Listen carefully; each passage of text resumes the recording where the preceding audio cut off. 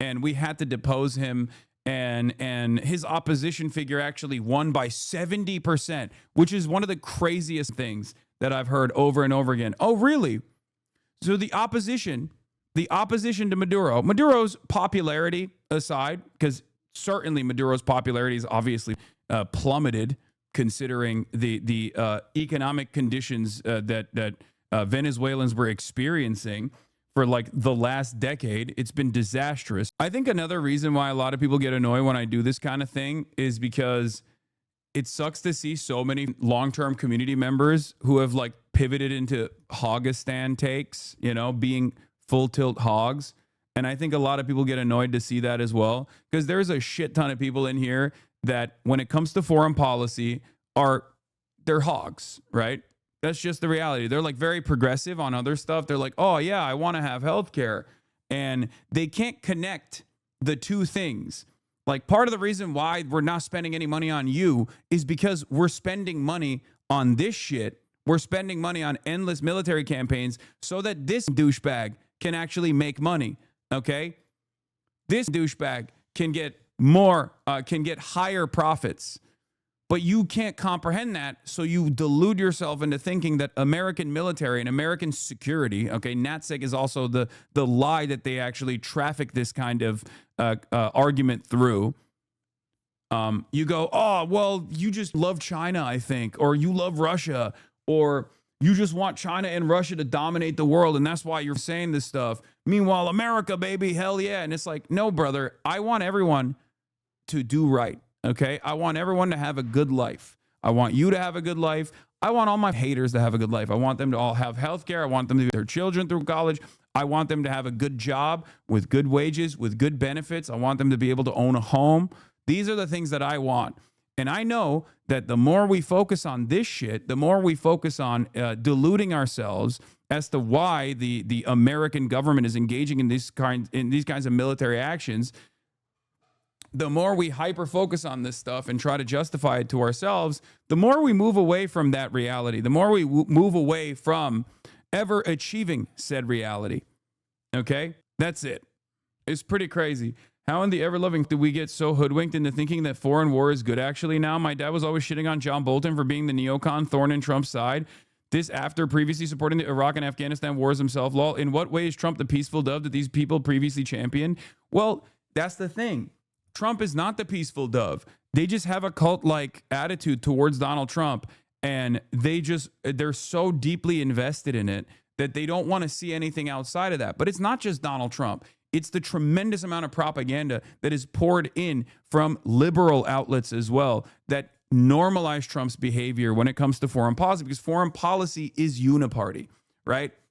There are very few takes that you can find on CNN, New York Times, BBC, any number of these different mainstream media outlets that say, why the fuck are we doing this? This is dumb as hell. We shouldn't be doing this at all. They all engage in that same sane washing of Trump's insane behavior, right? Because at the end of the day, everybody is serving these people, okay? Everyone is serving the same masters. Everyone is serving the corporate oligopoly. Everyone is serving the same corporate interests.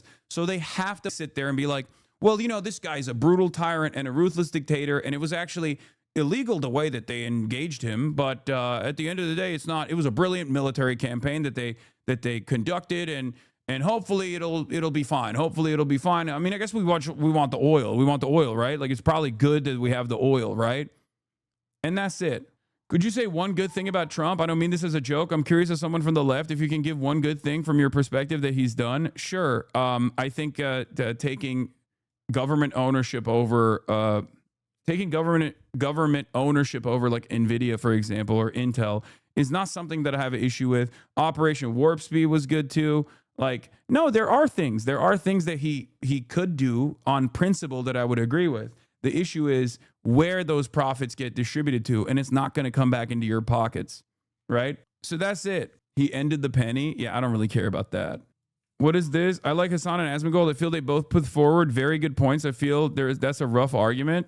No, it's called wanting everyone to be okay. I'm watching him over Asman right now. Number one in Hasan. And two, Hasan wants the rules to be abided by. The rules of the government works for the people. And Asman's a little extreme and wants the government to get their ass kissed. No, I am against anyone and everyone that does not actually do right by working class people all around the world. That's it. Okay? That's it. It's that simple. It's not super complicated. It's super simple. Any kind of like, oh, where is your moral consistency beyond that is idiotic. Okay? I also think that clip got downvoted into hell. The head mod made a video responding to Miz because he said that only things that get upvotes are hate posts of you and him. It's hilarious, but I can't link it. Yeah, LSF is a cum sleeve for some of the most annoying, rapacious liberals and Asmongold riders. Let's be real. I mean, it's owned and operated by a sex pest and a rider, an orbiter. It's a snark subreddit. That's all it does. It's just to do propaganda. But it is what it is. Why don't you self-ban from there? I can't. I was banned from there before. They won't let me because I'm their cash cow, baby. What are you talking about? So where were we? Yeah, the subreddit is like 99% clips of me completely out of context, and it's it's brigaded into oblivion. It's botted into oblivion. Reddit knows it too. They don't really give a shit, but I don't really give a shit either at this point in my career. If it wasn't for all the other like secondary markets that feed from that, like they think that the information that they get off that subreddit is actually good for content, it wouldn't mean anything. It would just be a cordoned off space for some of the most like racist European Redditors you've ever experienced. But unfortunately, a lot of, like I said, Reddit plagiarizers that make slop tube YouTube videos will farm whatever kind of outrage that they see on there. Anyway, this is what I was talking about, right? The New York Times should probably disclose that this op-ed writer was funded by Chevron, ExxonMobil, ConocoPhillips, and BP America, as they are all major donors to the Atlantic Council, to say nothing of their other major donors, the Pentagon, Raytheon, Lockheed Martin, etc. This person, Matthew Kronig, is the vice president and senior director of the Atlantic Council's Scowcroft Center for Strategy and Security. Trump was right to oust Maduro. This is how liberal media sane washes Trump's idiotic actions, right? On the one hand, they'll be like, oh, we don't like the way that they did it. But on the other hand, they'll openly say, like, no, it was actually pretty good. Okay? Remember when the New York Times published a report in 2016 detailing how these corporate-funded think tanks double as lobbying groups for their donors, and it largely focused on the Atlantic Council? Do the New York Times opinion editors read their own paper? How think tanks amplify corporate America's influence? Right? Atlantic Council is again, another one of these think tanks that masquerades as like the reasonable liberal side of American foreign policy. I wonder if Hasan ever thinks he's wrong. I think I need you to explain to me what you think I'm saying that is wrong right now, right? Like, because for many people, this is not like, for many people, this is the only argument that they have where it's like, oh, Hasan, this guy's full of himself, right? Like, this guy's full of himself, dude. It's like, okay, what do you think is wrong about anything that I'm saying? Yes, I did listen to today's daily. I'm already wired up from listening to today's daily, and it pissed me off. It was some of the most transparent, nefarious, pro-American empire propaganda that has ever graced my ear hole, okay? I could not believe it. They literally were like, oh my God, dude. They were just like, Machado is her biggest L. Her biggest problem is that she is too passionate about saving Venezuelan democracy. It's like, yeah, really? That's her biggest problem. I can't stand this shit, dude. This is what I'm talking about when I say like liberal media also plays a major role in at least like building the foundation for this argument, right? There's a different type of propaganda for different people. For the hogs out there who are just like in the MAGA cult, all you need to do is just repeat what Trump is saying and go, it's awesome, it's based, right? It doesn't matter how inconsistent Trump is. As long as you are inconsistent alongside him, most of the fans of Trump are not going to realize that there is this major inconsistency here. They just go along with whatever the Trump is saying. For the liberals, however, you need to engage in more complex propaganda, right? You need to make them, for liberals to cheerlead Trump's actions, you have to tell them with nuance, like what Trump is doing is technically wrong and maybe illegal. But at the same time, it's like, well, this guy was a really ruthless tyrant, really up, and we had to depose him. And his opposition figure actually won by 70%, which is one of the craziest things that I've heard over and over again. Oh, really? So the opposition to Maduro's popularity aside, because certainly Maduro's popularity is obviously plummeted considering the economic conditions that Venezuelans were experiencing for like the last decade. It's been disastrous, right? So obviously when you're starving, you're going to hate the guy who's in charge, right? And it's virtually impossible to overcome the sanctions, right? They are designed in such a way, especially when you're a single resource economy, when you're wiped out, when your position, when your single resource is carefully excised out of the global marketplace, you're cooked. It's over. It's going to be virtually impossible for you to salvage your economy. And then the people are going to be understandably very mad. And in that cycle of repression, or in that cycle of anger, justifiable anger, righteous anger, obviously the administration is going to engage in tremendous repression, which is going to only expand on your unpopularity. Having said that, the notion that like the opposition won by 70% was so insane, because that was actually the opposition's numbers that they had revealed. I don't know what the actual election looked like. Do I believe that Maduro, around with the numbers? Certainly. That's just classic shit that people do, okay? I don't think he is like a super popular leader. None of this actually matters, right? None of this actually matters. Having said that, however, the notion that the opposition actually won by 70% is such an insane statement. And the reason why it's such an insane statement is because if that was the case, the head of the opposition would not be begging for Israel to intervene in the country, would not be begging for America to intervene in the country. You could have a much stronger organic revolt. Okay? It's ridiculous. Okay? There would currently be a civil war in the country if that was the case. Can you imagine, like, the only base of support is 30%? 30% is the base of support. Like, maximum base of support. It's ridiculous. Yeah. Khan Vizsla claiming 68.74% is insane. They would have killed him by now. Yeah, they would have hung him. They would have hanged him off the presidential palace in a country where, 70% of the population is on board. And before people say Trump at 30%, you do realize something, right? The material conditions are genuinely different. If America's economy resembled Venezuela's crippled economy due to sanctions, and Trump was at 30%, we would have hanged Trump too. Like, that's crazy. The Americans would literally revolt at that point. It's an entirely different set of circumstances. There is no world in which a nation's leader, like Erdogan, I'll give you an example of Erdogan. Erdogan has engaged in what I always like to say is unfair but somewhat free elections, okay? Unfair, certainly, but free, right? And he has, through electioneering and through all these different things, through creating a new coalition here and there, has been able to win over at least 51% of the votes. That's just real. I hate him, but that is unfortunately the reality. And many Turks, well, now his situation is a little bit different, but I think many Turks would also agree to that, right? Like, we have a lot of hogs in Turkey that fucking love him, right? If Erdogan was at 30% with the conditions resembling Venezuela, there would be mass revolt.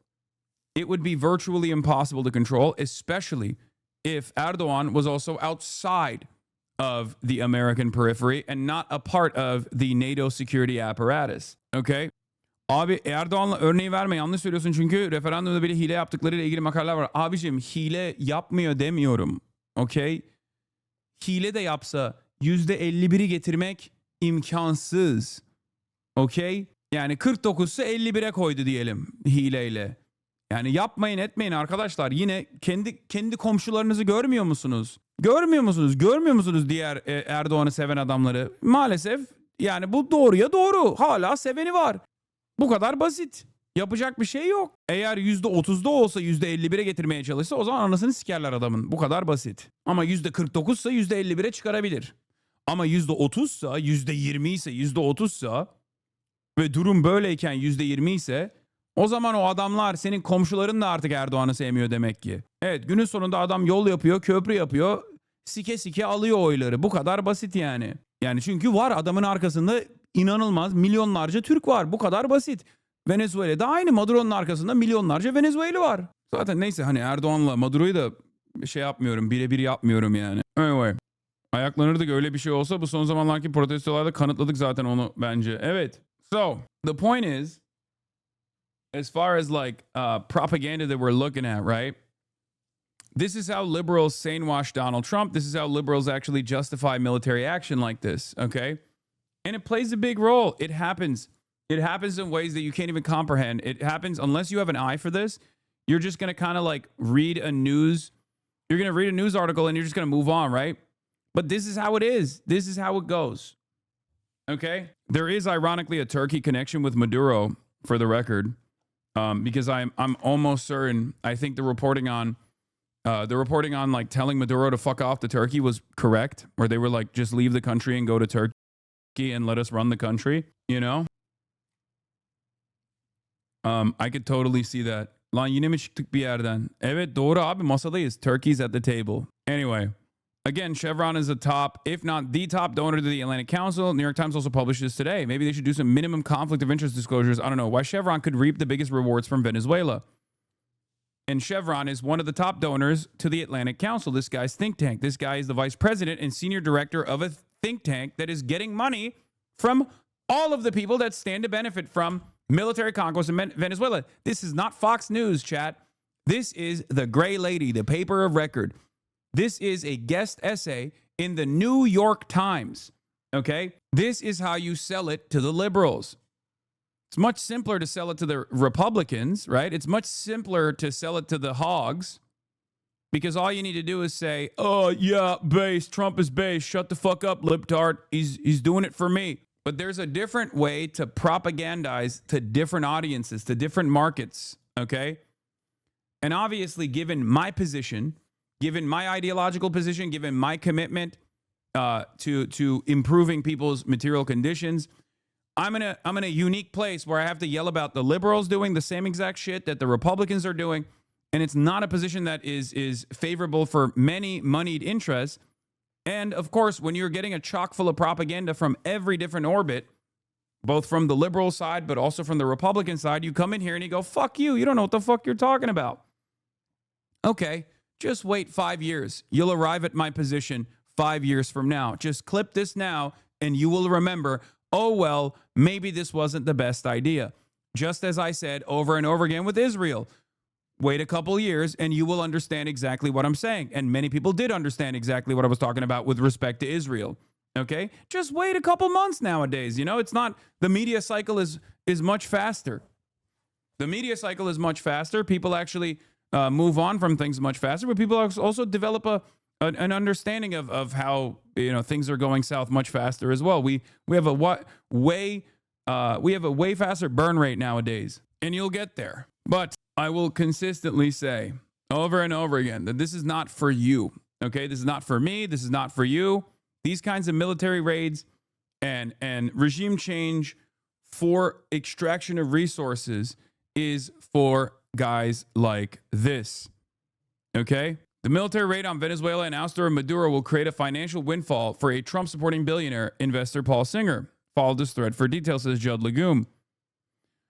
In November 2025, Singer acquired Citgo, the U.S.-based subsidiary of Venezuela's state-run oil company, for $5.9 billion. The sale was forced by creditors of Venezuela after a country defaulted on its bond payments. Okay? Citgo owns 3 major refineries in the Gulf Coast, 43 oil terminals, and other assets. By all accounts, Singer acquired these assets at a major discount. Advisors of the court that oversaw the sale valued Citgo at $13 billion. Singer acquired Citgo at a bargain price because of the embargo on Venezuelan oil imports to the United States. Citgo refiners are purpose-built to process heavy-grade Venezuelan sour crude. Citgo was forced to source oil from more expensive sources like Canada and Colombia. Industry observers anticipate a rapid rerouting of Venezuelan oil exports, reestablishing the U.S. as a major buyer of the country's volumes. Jamie Brito, an oil analyst, said, access to Venezuelan oil imports will be a game changer for U.S. Gulf Coast refiners in terms of profitability. Paul Singer, thanks to a well-timed transaction, will be one of the largest beneficiaries. In 2024, Singer donated $5 million to Make America Great Again, Inc., Trump's super PAC. Paul Singer is also part of the reason why, because he's such a close ally to Trump's administration, Paul Singer was part of the reason why we did the bailout in Argentina. That's where you might remember his name from, okay? The point is, we are getting to a place where it's an increasingly smaller group of people that are profiting from all of these actions, okay? The club gets smaller and smaller, and you will never be a part of it, okay? You will never be a part of it. Yes, it's getting even smaller than it was before. Yes, it was already it was already tiny. It was already the 1%, right? Obviously, the 1% by definition is a tiny fucking marginal percentage of the population. But nowadays, the 1% is shrinking as well, or at least like who you would determine is getting smaller and smaller.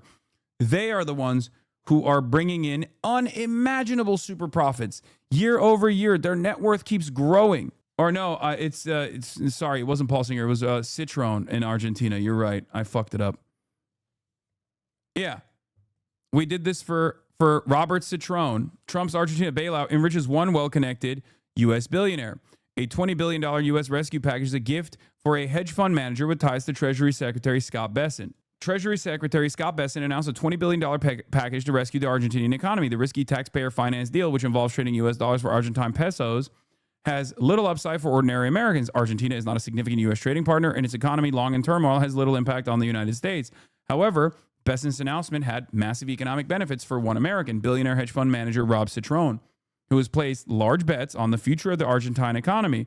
Citron, the co-founder of Discovery Capital Management, is also a friend and former colleague of Scott Bessent, a fact that has not been previously reported in U.S. media outlets. Citron, by his own account, helped make Bessent very wealthy. It's pretty crazy the amount of numbers we move around and the shit that we do for literally like billionaires with names, okay? It's no longer even just like companies that we're talking about. It's no longer just like, oh, we're doing this for Chevron, or we're doing this for Exxon. We're doing this for one fucking guy, right? And that's what I mean when I say the number of people that are beneficiaries of these sorts of actions is getting smaller and smaller, okay? That's what's so crazy about this whole ordeal. The key funder of Massey's primary opposition is a pro-Israel billionaire, Paul Singer, who recently acquired Citgo, the U.S. subsidiary of Venezuela's state oil company. Because I know a lot of people were wondering, what's this guy's take on Israel? Of course he's fucking super pro-Israel. Get out of here. Yes, Singer has also made big bucks off of South American nations in crisis in the past. And who helped him do it? Marco Rubio, who he backed in 2016 against Donald Trump. Marco Rubio, Paul Singer backed in 2016 after Marco Rubio was vetted by another billionaire, if you remember, on his loyalty to Israel. Little Marco, as we know from Jeffrey Epstein emails, Little Marco was vetted and was brought in as the guy who was going to do right by Israel.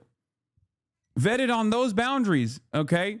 Straight up here. And who, you might be wondering, was the person who vetted Marco Rubio for fealty to Israel, according to hacked emails. That's right. It was another Trump friend, Larry Ellison, who also happens to be the largest singular donor to the IDF. Larry Ellison vetted Marco Rubio for fealty to Israel, hacked emails reveal. Why do we know this? Because Larry Ellison was emailing a whole bunch of people who were then emailing Jeffrey Epstein. I think it was that, right? Larry Ellison was emailing Ron Prozor, who was serving in the tail end of his time as Israeli ambassador to the United Nations. And once Marco Rubio was vetted for his fealty to Israel, and he was found to be sufficient, then a bunch of people dumped money into his campaign as the main guy against Donald Trump. Anyway, let's continue. So Paul Singer, thanks to a well-timed transaction, will be one of the largest beneficiaries in 2024. Singer donated $5 million to Make America Great Again, Inc., Trump's super PAC. Singer donated tens of millions more in the 2024 cycle to support Trump's allies, including $37 million to support the election of Republicans to Congress. He also donated an undisclosed amount to Trump's second transition. This June, when Trump sought funds to bankroll a primary challenger to Thomas Massie, who raised Trump's ire by supporting the release of the Epstein files, Singer contributed $1 million, the largest contribution. For updates on the story and more accountability in journalism follows the money, subscribe to Popular Information. This is Judd Legum's outlet. Interesting. Yeah, Paul Singer also is the chairman of the Manhattan Institute, which houses Christopher Rufo. You might remember Chris Rufo, who is the Mr. CRT, Mr. We're going to make CRT the number one issue for Americans, which did have, unfortunately, some success. Chris Rufo now spends all of his time trying to defend Israel for some reason at a time when normally someone like Chris Rufo would obviously not defend Israel. And I know people that have worked with Chris Rufo personally who have actually said that his previous positions on Israel do not make sense in comparison to what his output is right now. I wonder why. So all of this stuff is obviously inter-fucking-connected. All of this stuff is connected with one another. And the connective tissue here is not Judaism, for the record. The connective tissue is capitalism. And that's precisely the reason why other grifters, okay, not just Asmongold, but other grifters who try to present a more intelligent, more comprehensive puzzle for you, like Nick Fuentes, are actually over here talking about how it's awesome that these guys who are super pro-Israel are actually winning hugely from Trump's actions in Venezuela. And the reason why they're defending it is because they are not even anti-Israel. Sure, they're genuinely anti, but at the end of the day, all they want to do is propagandize American capitalism and defend American capitalism and defend Donald Trump as the vehicle for yielding tremendous American prosperity, not to the average American, mind you, but to guys like this. And that's it. This is why at the end of the day, if you want to have a consistent if you want to be consistent and if you want to criticize the American government, if you want to criticize these actions, you have to arrive at an anti-capitalist framework to do it off of. Anything else is simply a distraction. That's precisely the reason why the Groypers in Nick Fuentes' fan base are now actually in this in a state of panic, in a state of disarray. Okay? They're in a state of panic. They don't know what to say about this issue because their own cult leader, Nick Fuentes, has gone back and forth on whether he thinks this action is correct or not. Okay? Ultimately, though, this is the guy who wins big. And if your entire movement is built around getting mad at Jewish billionaires, and now you got a pro-Israel billionaire, okay, that is winning big out of this, all the fucking Nazis are going to be like, wait a minute. I thought we were supposed to hate this. What's going on? Paul Singer is also one of the biggest donors to AIPAC Super PAC. He also flew Supreme Court Justice Samuel Alito out on his private jet. This is oligarchy in action, a small circle of billionaires buying our government to ensure this country is run for and by them. Okay? The guy who acquired Citgo, Paul Singer. Convert the Groyps. I mean, some of the Groypers, I think, are too lost in the sauce, and they will just like lean into someone else who is doing more maximum anti-Semitism. They'll never... Because like a big part of this resentment, a big part of like the fascist resentment is anti-communism. They consider communism to also be like a Jewish invention. They consider socialism to be a Jewish invention. So any kind of like anti-capitalist sentiment that they hear, it actually breaks their brain. They go, oh, I hate that. So I don't think it's going to happen. Especially because like blaming everything specifically on Jews is unironically the thing that you do when you don't want to admit that it's capitalism, right? It's perhaps one of the best ways of shifting people's priorities away to an outgroup, a nefarious outgroup that's monolithic in their understanding of the world when that is not the case at all. And for the record, capital owners are not monolithic in their understanding of the world as well. It's just their own class consciousness. It's their own class position. Okay? So remember, it's not so dogmatic, and we mustn't be dogmatic in our way of thinking. Yeah, that's why we say anti-Semitism is the socialism of fools. Okay? Some of them will splinter over. They're not all motivated by hate. Some of them default to hate out of ignorance. As leftists, we just have to stay consistent and disciplined on message. We're right, just too early. Yeah. My roommate, who's an Aslan Go watcher, thinks capitalism is a Jewish invention. So how are the Jews the magic money people while also the ones pushing communism? Shouldn't this brick their brains to some degree? Their brains are bricked. That's the reason why they think it's all Jews that are responsible for this. Okay, that's the whole point. When you're so close to arriving at the truth, and then you take like a major fucking sidestep, when you take like a major pivot off into a totally irrelevant group that you hyper focus on, and it becomes your hyperfixation. Yeah, that's how it works. That's how conspiracy theories work. There is no logic in this bigotry. It's the same principle behind undocumented migrants are stealing all of our welfare, but they're also stealing all of our fucking jobs. Which is it? Which is it? How the fuck does this work? There is no logic in bigoted sentiment. It's self-soothing behavior. It's cope. That's the whole point. It makes you feel better. It takes the responsibility away from you. It takes the responsibility away from institutions that you think actually have your best interest in mind. If you're an America-loving patriot and you've been convinced that the Republican Party is the perfect representation of America-loving patriotism, you have to believe that it's another nefarious, dark group of people that are actually pulling the puppet strings and hypnotizing people and blackmailing them. And that's the only reason why our big, beautiful, brave, WASP, white, Christian, patriotic politicians are engaging in these sorts of actions. They can't ever comprehend that maybe those guys don't actually have your best interest in mind at all. And it has nothing to do with like Jewish puppet masters. Okay. There is a puppet master. This is true. There are many puppet masters, an increasingly smaller number of puppet masters. Some of them also happen to be Jewish. Many of them are Christian. Some of them are even Muslim, as a matter of fact. But they're not puppeteering on the basis of like organized Jewry. They're puppeteering on the basis of organized capital. This is the global financial elite. Okay? They are corporation owners. They are corporate owners. They are capitalists. And they are the ones who are actually using the American government like a fucking fleshlight, okay? Making the American government do their bidding. And it's never for you, okay? It's never for you. It will never come back to you. It will never trickle down to you. And it shouldn't take you 10 fucking years or 20 fucking years to come to that reality after the dust is settled like it did with Iraq, okay?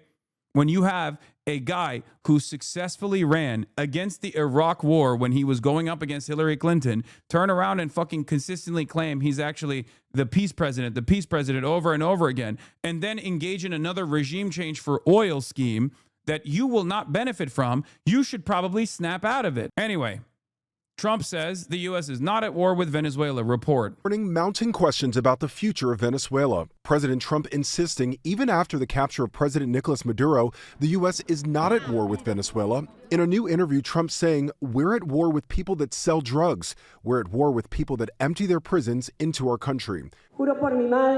Maduro's Vice President Delcy. As a Shia Iraqi, I'm thankful Saddam and his family is gone. It was Al Qaeda that ruined the country. Once again. Okay. The same forces that destabilized the country, destabilized it by invading it, okay? And it's the same forces that are ruining the country. So you're basically saying, like, I'm thankful Saddam and his family is gone, but also, you know, the people that did that obviously fucking ruined the country. Rodriguez was sworn in as interim leader yesterday. Trump says Rodriguez is cooperating with U.S. officials, but there could... You said this exact same thing 7 years ago, time-stamped? We talk a great deal about Venezuela and what kind of intervention is an absolute necessity in Venezuela because Maduro is a violent dictator and like we need to take their oil away from them and privatize that shit, okay? But meanwhile, while that's happening, we are aiding a theocratic monarchy in committing atrocities in Yemen. One of the largest man-made famines on the planet right now in Yemen. And that blockade is aided and abetted at every single step of the way by the U.S. military-industrial complex. And if you ask Donald Trump what the fuck is going on, and he has vetoed this, by the way. I mean, Bernie Sanders led a bill in Congress to stop aiding Saudi Arabia, and I think it was also about implementing some sanctions on Saudi Arabia until they scaled back their warfare on Yemen. And Trump said no, but this is also part of the reason why it's so funny when people say, Hasan, you changed. The only thing that changed is my voice, okay, and maybe my hair, and also the gray beard hairs. Not my commentary, my worldview, my positions have not changed. Maybe you didn't actually pay attention. Maybe you didn't actually fucking pay attention back then, right? And you started paying attention in a negative fashion now. But you have to stop listening to these dumb fucks who had no opinions on this shit 7 years ago, who barely have a consistent position on it now. And you have to stop getting your information from these people, okay? They are consistently lying to you. I don't know how else to describe it, okay? And one of the biggest lies is, of course, the notion that I'm actually inconsistent. You can go back to any point in time and revisit some of the commentary that I did on this stuff, and you will realize I was saying it ahead of time many, many years ago. We are responsible for it. When you ask Trump why he's doing this, he says, "Hey, well, they're paying us $10 billion in weapons. They're going to go and buy it from someone else, folks." I mean, I don't agree with that. Like, I mean, I agree with you. Like, in your view on that, I'm not against criticism of things the government does, things the military industrial complex has led to. I think where we got down this train of thought just was the idea that the maker of the bomb is just as responsible when at the end of the day, the maker of the bomb isn't making it explicitly for, the task that leads. Your old clip, Brandon and Maduro. Oil. So, we're coming back to Venezuela. We need Venezuelan oil. So, we're coming back to Venezuela and we're saying, hey, listen, baby, let me tell you something. Listen, Dura, I want to talk to you real good. You understand? Now, I know I've said some things that you might have misunderstood, misconstrued. I've been shutting my own heart out, Madura. Look alive, Jack. Baby, I need you. I need you so bad, baby. Madura, I need you so fucking bad. Oh, I love you, Madura. I love communism, Jack. I love it. This is when Brandon moved to get more Venezuelan oil to make up for the global supply, the lack of global supply. Okay, Madura. That's right, Madura. But yeah, I've been consistent. Motherfuckers have not, and my principles on this have not changed either. Okay, this kind of military adventurism is not for you. It's not good for the civilians and the military and the population that we're dominating, but it's also not good for the people who are in the imperial core either, okay? It's not good for you. It's just not. And you realize that, unfortunately, far too late when it comes to places like Iraq, and you, for some weird reason, cannot take that example of Iraq and the anxiety and the anger and resentment that you feel about all of those years and all of that money spent so that global finance capital can fucking justify higher profit margins, and you cannot apply that to this instance. Part of that is because Trump is doing it. Part of that is because you're chock full of, anti-communist propaganda. So you think we're destroying communism here somehow, right? And it's really funny because even Donald Trump in this day and age is not even trying to lie to you. He's just saying it out loud. He's like, nah, it's for fucking oil. It's for oil. We're going to have free oil. The part of that lie is, of course, when he says it's going to be good for you, right? This is somehow going to benefit you. That's a lie. But there is no, we're democratizing or liberalizing Venezuela. There's none of that. complications. Venezuela's powerful interior minister, the so-called security kingpin, Diosdado Cabello, who was also indicted with Maduro, is now vowing revenge for the U.S. raid. The Miami Herald reports Cabello, who remains in Venezuela, is sending messages to military officers and calling on his supporters to take to the streets. Analysts warn he could threaten Rodriguez's control. I mean, Diosdado Cabello being there, the head of their security forces, crucial to drug trafficking through Venezuela. Why would you leave him there? President Trump last night threatened more U.S. I think you should clarify that it's not designed for us, nor is it coincidentally good for us or those in the target nation. Yes. The entire design, the entire fucking design is so that it doesn't benefit you at all.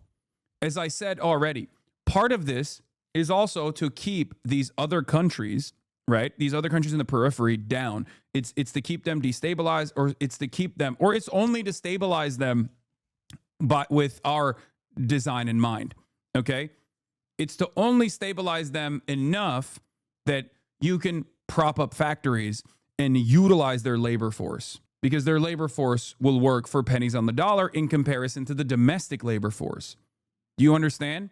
And then you're shocked when you no longer have a good paying job in the United States of America. This is part of it. This is part of the fucking story. All of that is endlessly helpful for a few selected super billionaires. That's it. It's not good for you. It's never going to be good for you. You're always going to be fucked in the process. But unfortunately, these guys get to somehow dupe you into believing that it is for you, that you'll get free oil, or at least we're dominating someone else. And I get it. Like, I understand. I understand where this is coming from, right? Because you feel dominated and humiliated on a daily fucking basis, working at your dog shit fucking job, having to constantly listen to your dog shit manager who's representing the interests of your dog shit bosses that you will never even see. And you recognize that there is like something super fucked up about this system. You recognize that every morning you wake up and you think, is this what I was put on this earth for? To go on Dick Suck Mountain every fucking day? To sign in and climb Dick Suck Mountain, Mount Dick Suck every goddamn day? Is this what it's all about? And then in the few moments that I have to myself, maybe I can fucking slam a couple of brewskis, watch my favorite sport team, possibly gamble a little bit of the fucking marginal disposable income that I have remaining, because all of it went to my fucking rent that is subsidizing the lifestyle of my dog shit landlord. Is this what it's all about? This shit sucks. And you get angry and you get resentful, right? And then someone tells you, well, hold on now. There's someone else out there that's even less than you. There's someone else out there. There's a group of people out there that are even lesser than you. Don't worry. You're technically higher than they are, right? Because at least you're like not on the receiving end of the boot, right? You're at least are in the United States of America. And as long as there's other people out there that we can fucking dominate, you can feel powerful. You can feel powerful. America, baby. And that's where a lot of these people delude themselves into believing that this kind of military action is actually good for them. And there are plenty of people who benefit from serving you this dog shit propaganda, okay? Because there is a market for it. There is a market for it. There's a market for people who want to feel better about their conditions. It's called the Republican Party for the most part. Liberals engage in it to a certain degree as well, but it's mostly just like the Republicans and hog mentality. I think for most people, it's just comfort at this point. The majority does not really care about the morals of military action. No, that's exactly what it is. And it's just crazy because they're not even giving you any hope that you are going to benefit from this imperial conquest, right? Your life is still going to suck. You're still going to have to clock in at Dick Suck Mountain next morning, okay? You're still not going to have any free time to improve yourself. You're still going to have to pay rent day in, day out, every single month, 50% of your paycheck going directly to your fucking rent. And you're just going to keep feeling a sense of anxiety about the banality of your daily existence. What is this all for? Now, for those who are in this community, you already recognize that the game is set up against you. So you can at least design your life in a way that benefits you, right? You can at least see where things are headed. This chatter says you consistently present factual information, yet the public's vote favored a misrepresentation. It is true. This is unfortunate. But my goal is to, in spite of the public favoring that misrepresentation, my goal is to just boulder through it over and over again. That's my own version of Dick Suck Mountain, okay? That's my own version of clocking into Dick Suck Mountain, where every day dicks are being launched in my direction. Hasan, you're a fucking communist. You're a terrorist. You're an America hater. You're fucking wrong. I don't think healthcare would be good for me. Shut the fuck up. I'll keep pushing it. I'll be the sin eater and the dick eater, okay? And I'll keep climbing Dick Suck Mountain because I do believe that there are people who tune in every single day and they are slowly but surely, they have their minds changed, okay? Military attacks if Venezuela's interim government stops cooperating. Meanwhile, Maduro and his wife made their first appearance in a New York courtroom transported via helicopter from jail, both pleading not guilty to narco-terrorism charges. Maduro's attorney calling the U.S. raid a military abduction and claiming because Maduro is head of a sovereign state, he is immune from prosecution, even though more than 50 countries refused to recognize Maduro as the legitimate president. Leaving court, Maduro responded to a heckler saying, "I am the elected president. I am a prisoner of war. I will be free." His lawyer says the case is going to be complicated. For now, he's going nowhere. Maduro did not even ask for bail and returned to jail. We may not see him again until March, when he's next due here in court. On Capitol Hill last night, top lawmakers were briefed on the raid.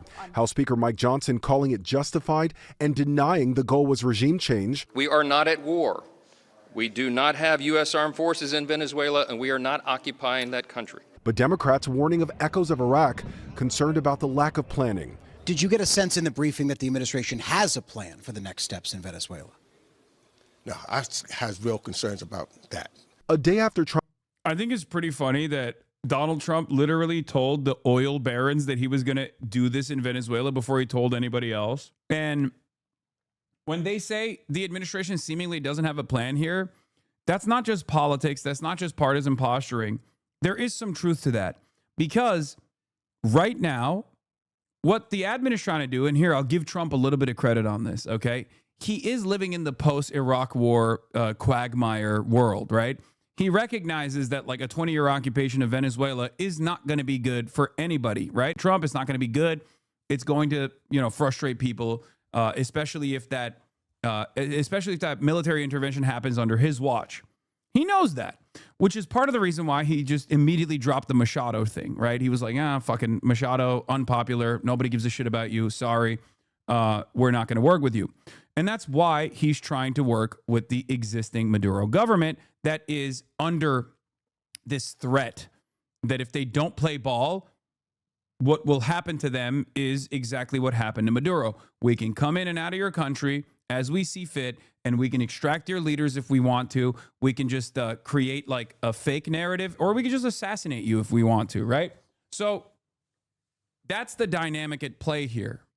The dynamic at play here is Trump recognizes that he cannot militarily occupy Venezuela, but he wants to control the Venezuelan government. However, if the current Venezuelan government does not play ball with the Trump administration's demands, or if they continue having a degree of autonomy in this process that sometimes sometimes be tricky for Trump to control, then he's cooked. Because obviously, the best thing that could happen here is if Maria Machado was right, and that the Chavistas are gone and they won by 70%, and every Venezuelan is like begging for military intervention and to sell off all of the Venezuelan natural resources, right? Like if that was the case, that would be the best scenario. You go in, you fucking kidnap Maduro, government falls apart, you implement Machado as the leader. Nobody is actually even mad, right? you completely stabilize this new puppet state. There's no reason for unimaginable repression. There's no conflict. There's no civil war. There's no 8 million Chavistas with weapons that are a part of like the national defense force that will then take up arms against the new puppet state. All of that stuff doesn't happen, right? And then you can dump boatloads, tens of billions of dollars into the Venezuelan refineries, as America once did prior to Chavez's takeover, right? And you get to refine that sweet, sweet, juicy, thick Venezuelan crude, right? But obviously, you can't do that. Obviously, this is not going to happen. So now he's stuck. And now it's entirely in the hands of Maduro's successor. Okay? And today I'm going to do a little bit of a deeper dive into her background as well. We're going to talk about Delcy Rodriguez, the vice president and the current interim president of Venezuela. We will talk about her. We'll talk about her brother. We'll talk about her Marxist father. I'm not going to say that like she betrayed Maduro or anything like that, because there are some good things about her background, and there's some things that she did in like the last couple of years under the direction of Maduro that the New York Times calls the Venezuelan transition from corrupt Marxism, corrupt Marxist policies to corrupt laissez-faire economic principles.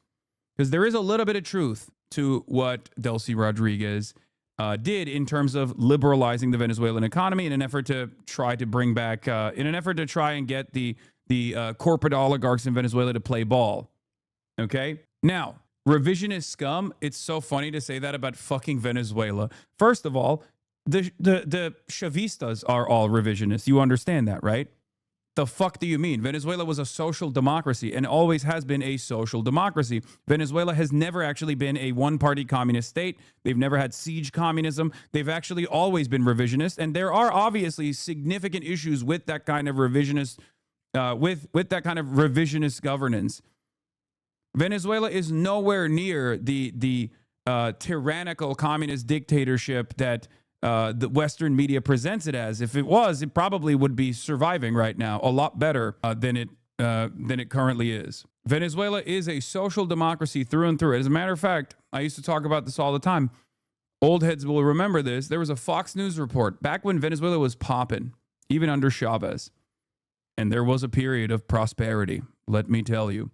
When Venezuela had this period of prosperity, when they were still a single resource economy, but were able to sell to the rest of the globe and oil prices were great for Venezuela, there was tremendous prosperity in Venezuela all the way up until like around 2012, I would say.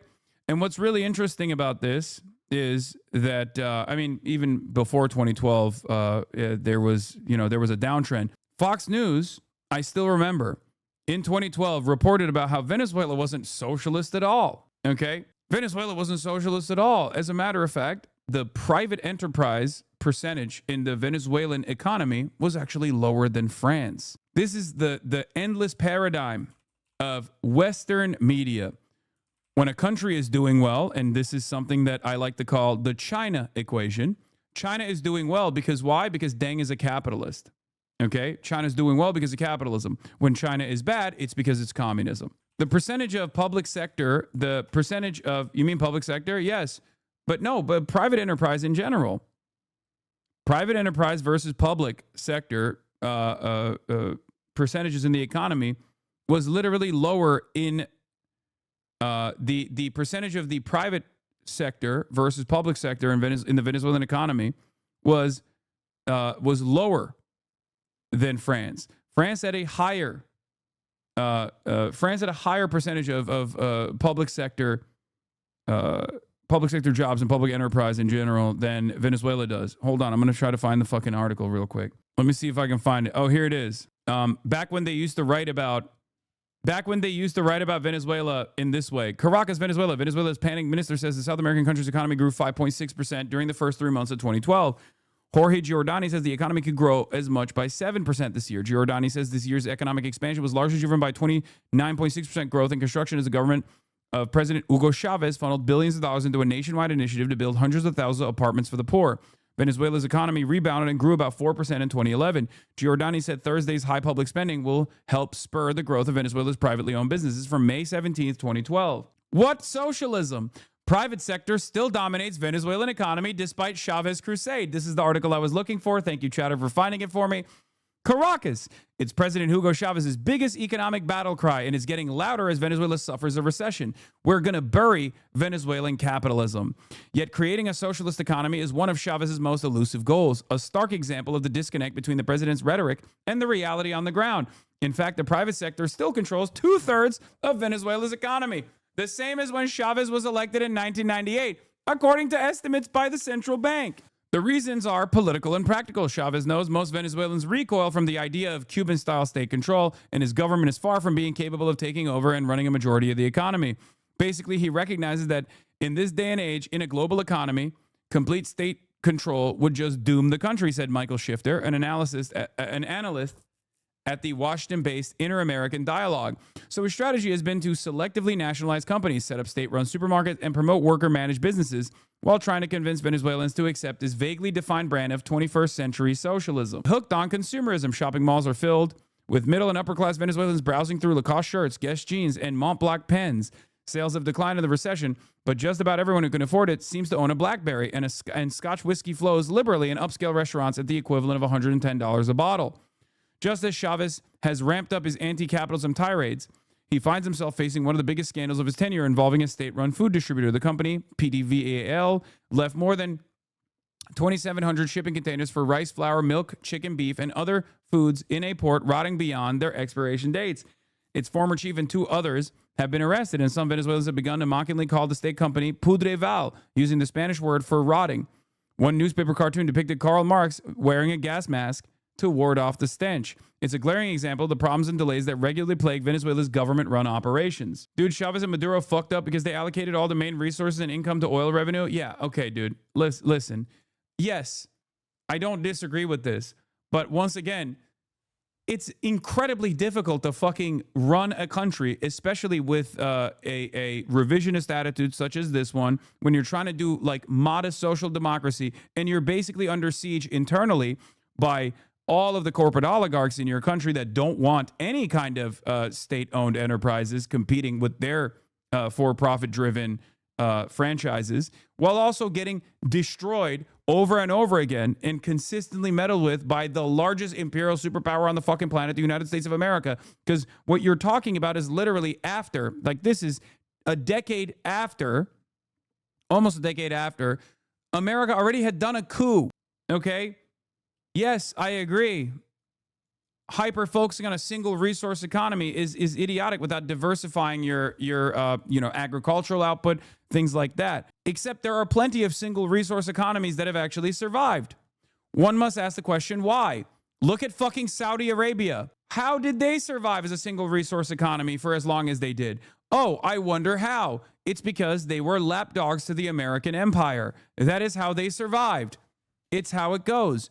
If you play ball with America, if you're America's lapdog, then you get to fucking be a single resource economy and you get to yield the bounty. You can even be a fucking monarchy at that point and America won't do shit about it. They love it, actually, as long as you maintain stability. But if you're a single resource economy, even if it's the fucking same resource, regardless of the fucking density of the crude, by the way, because that's, if we were lapdogs with China and Russia and couldn't survive anyways. Oh my God. You think Venezuela and its relationship with Russia and China was not pertinent on survival rather than was to the same fucking degree as Saudi Arabia? Are you insane? Saudi Arabia's relationship with America is not comparable to Venezuela's relationship with China and Russia. This is just, again, hog sentiment coming from someone who has a lot more knowledge about the Venezuelan economy than the average person does, okay? But what you're doing is basically saying, oh, well, we were lapdogs. What's next? You're going to say Venezuela was run by Cuba, right? That's usually the other thing that I hear. This comparison is absurd. I know. There's a common talking point in Venezuelan discourse. And the other common talking point that I think is even funnier is that Venezuela was dominated by Cuba. I'm not a hog. I'm just a Venezuelan. I like you, Hasan, actually. No, I know. But this is an incorrect assessment. I'm not saying you're a hog. I'm saying this is a hog assessment and an incorrect one. Because the relationship between China, Russia, and Venezuela was born out of survival due to the things that I just mentioned. But you're not wrong when you say it was a single resource economy and got fucking destroyed.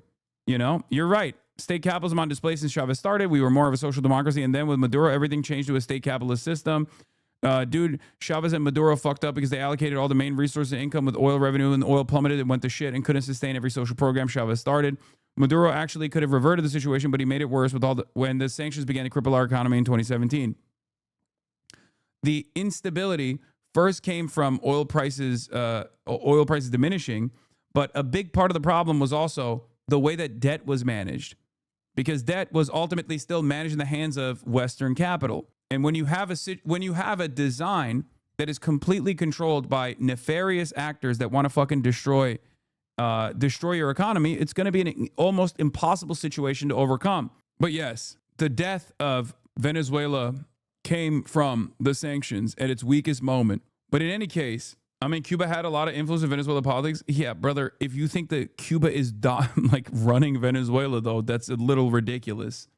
Yeah, of course, these countries that have similar ideologies living in the backyard of the largest imperial superpower that happens to be capitalist and has dominated the continent with military dictatorships that they have openly installed over and over again. Yeah, of course they're going to fucking collaborate with one another. They also collaborate with Mexico too. Why do you think Trump keeps talking about Mexico and Cuba? Because guess what? Mexico has offered a lifeline to Cuba in spite of all of the fucking issues that Cuba is experiencing. So that's the reason why we keep talking about how we're going to destroy Cuba and we're going to destroy Mexico and we're going to destroy Colombia. I wonder why. Because it's like the remaining holdouts that want modest social democracy for its people. Because first and foremost, the American government cannot stand a country that will not abide by IMF and World Bank-backed austerity measures. Whether it's the IMF or the World Bank or it's America directly telling them to do austerity, they cannot fucking sit there. They will never allow it. They want these countries to be fucking destroyed. Yes, Mexico is Cuba's top oil provider. I know. That's why I brought up Mexico. Yeah. Cuba had power over the USSR, not the other way around. They orchestrated it all. Exactly. Can I ask you a question? Why are you and your comrades so weak? You have such little motion politically. In Asman we trust. I don't know. Maybe because the average American thinks that, Donald Trump is actually going to do right by them. On the one hand, the average American goes, oh, it's really weird and gross that, the Trump administration is seemingly too invested in the defense of an elite pedophilic cabal. But then they also literally love when Trump turns around and says, oh, we're going to kill a bunch of Venezuelan people and steal their oil. It's going to be awesome for you. And you go, yeah, that's right. It is going to be awesome. Perhaps that's the reason why it's very difficult to fucking reason with a bunch of people. I will still continue trying. Hasan, when are you hitting a 3-plate bench? So weak. When I start doing TRT, brother. In any case, there's also obviously corruption that has always been a plague in the Venezuelan economy. Let's be real. There's mismanagement of the currency, but like ultimately, if you were to place it's entirely dependent on what you place your emphasis on, right? Because internal issues are ultimately easy to overcome if you are not being dominated every step of the fucking way by a country like the United States of America, right? Like, think about, I always go back to China as this example, but like, think about it this way, man. Cultural Revolution, the Great Leap Child Policy, these would destroy, these three things combined would eviscerate any country, okay? One of them would literally destroy most countries. And yet they've been able to overcome this. Okay? And part of the reason why they've been able to overcome it is because they just fucking kept working through it no matter what. Okay? They kept working through it no matter what. And also, partially, they made themselves an irreplaceable force in the global marketplace. But if they had not had inconsistent foreign policy goals and did not benefit a little bit from the Sino-Soviet split that then made them in many instances an ally to the United States of America in terms of foreign policy and a potential bulwark against the USSR, which was the main enemy at the time, they probably would have been destroyed and dominated a long time ago if America actually locked in and decided, yeah, we got to fuck China up. This doesn't mean that they didn't actually try to fuck China up. Of course they did. But there's a reason why you have to realize, like, they decided to normalize relations with the PRC, recognize the PRC, and even drop, like, the CIA operation in Tibet, right? There's a reason why they decided, fuck it. Like, this is not significant enough for us. All of that stuff actually works. All of that stuff plays a major role in allowing countries to quietly develop autonomy, to quietly develop sovereignty. Okay? It didn't happen in Venezuela for a multitude of different reasons.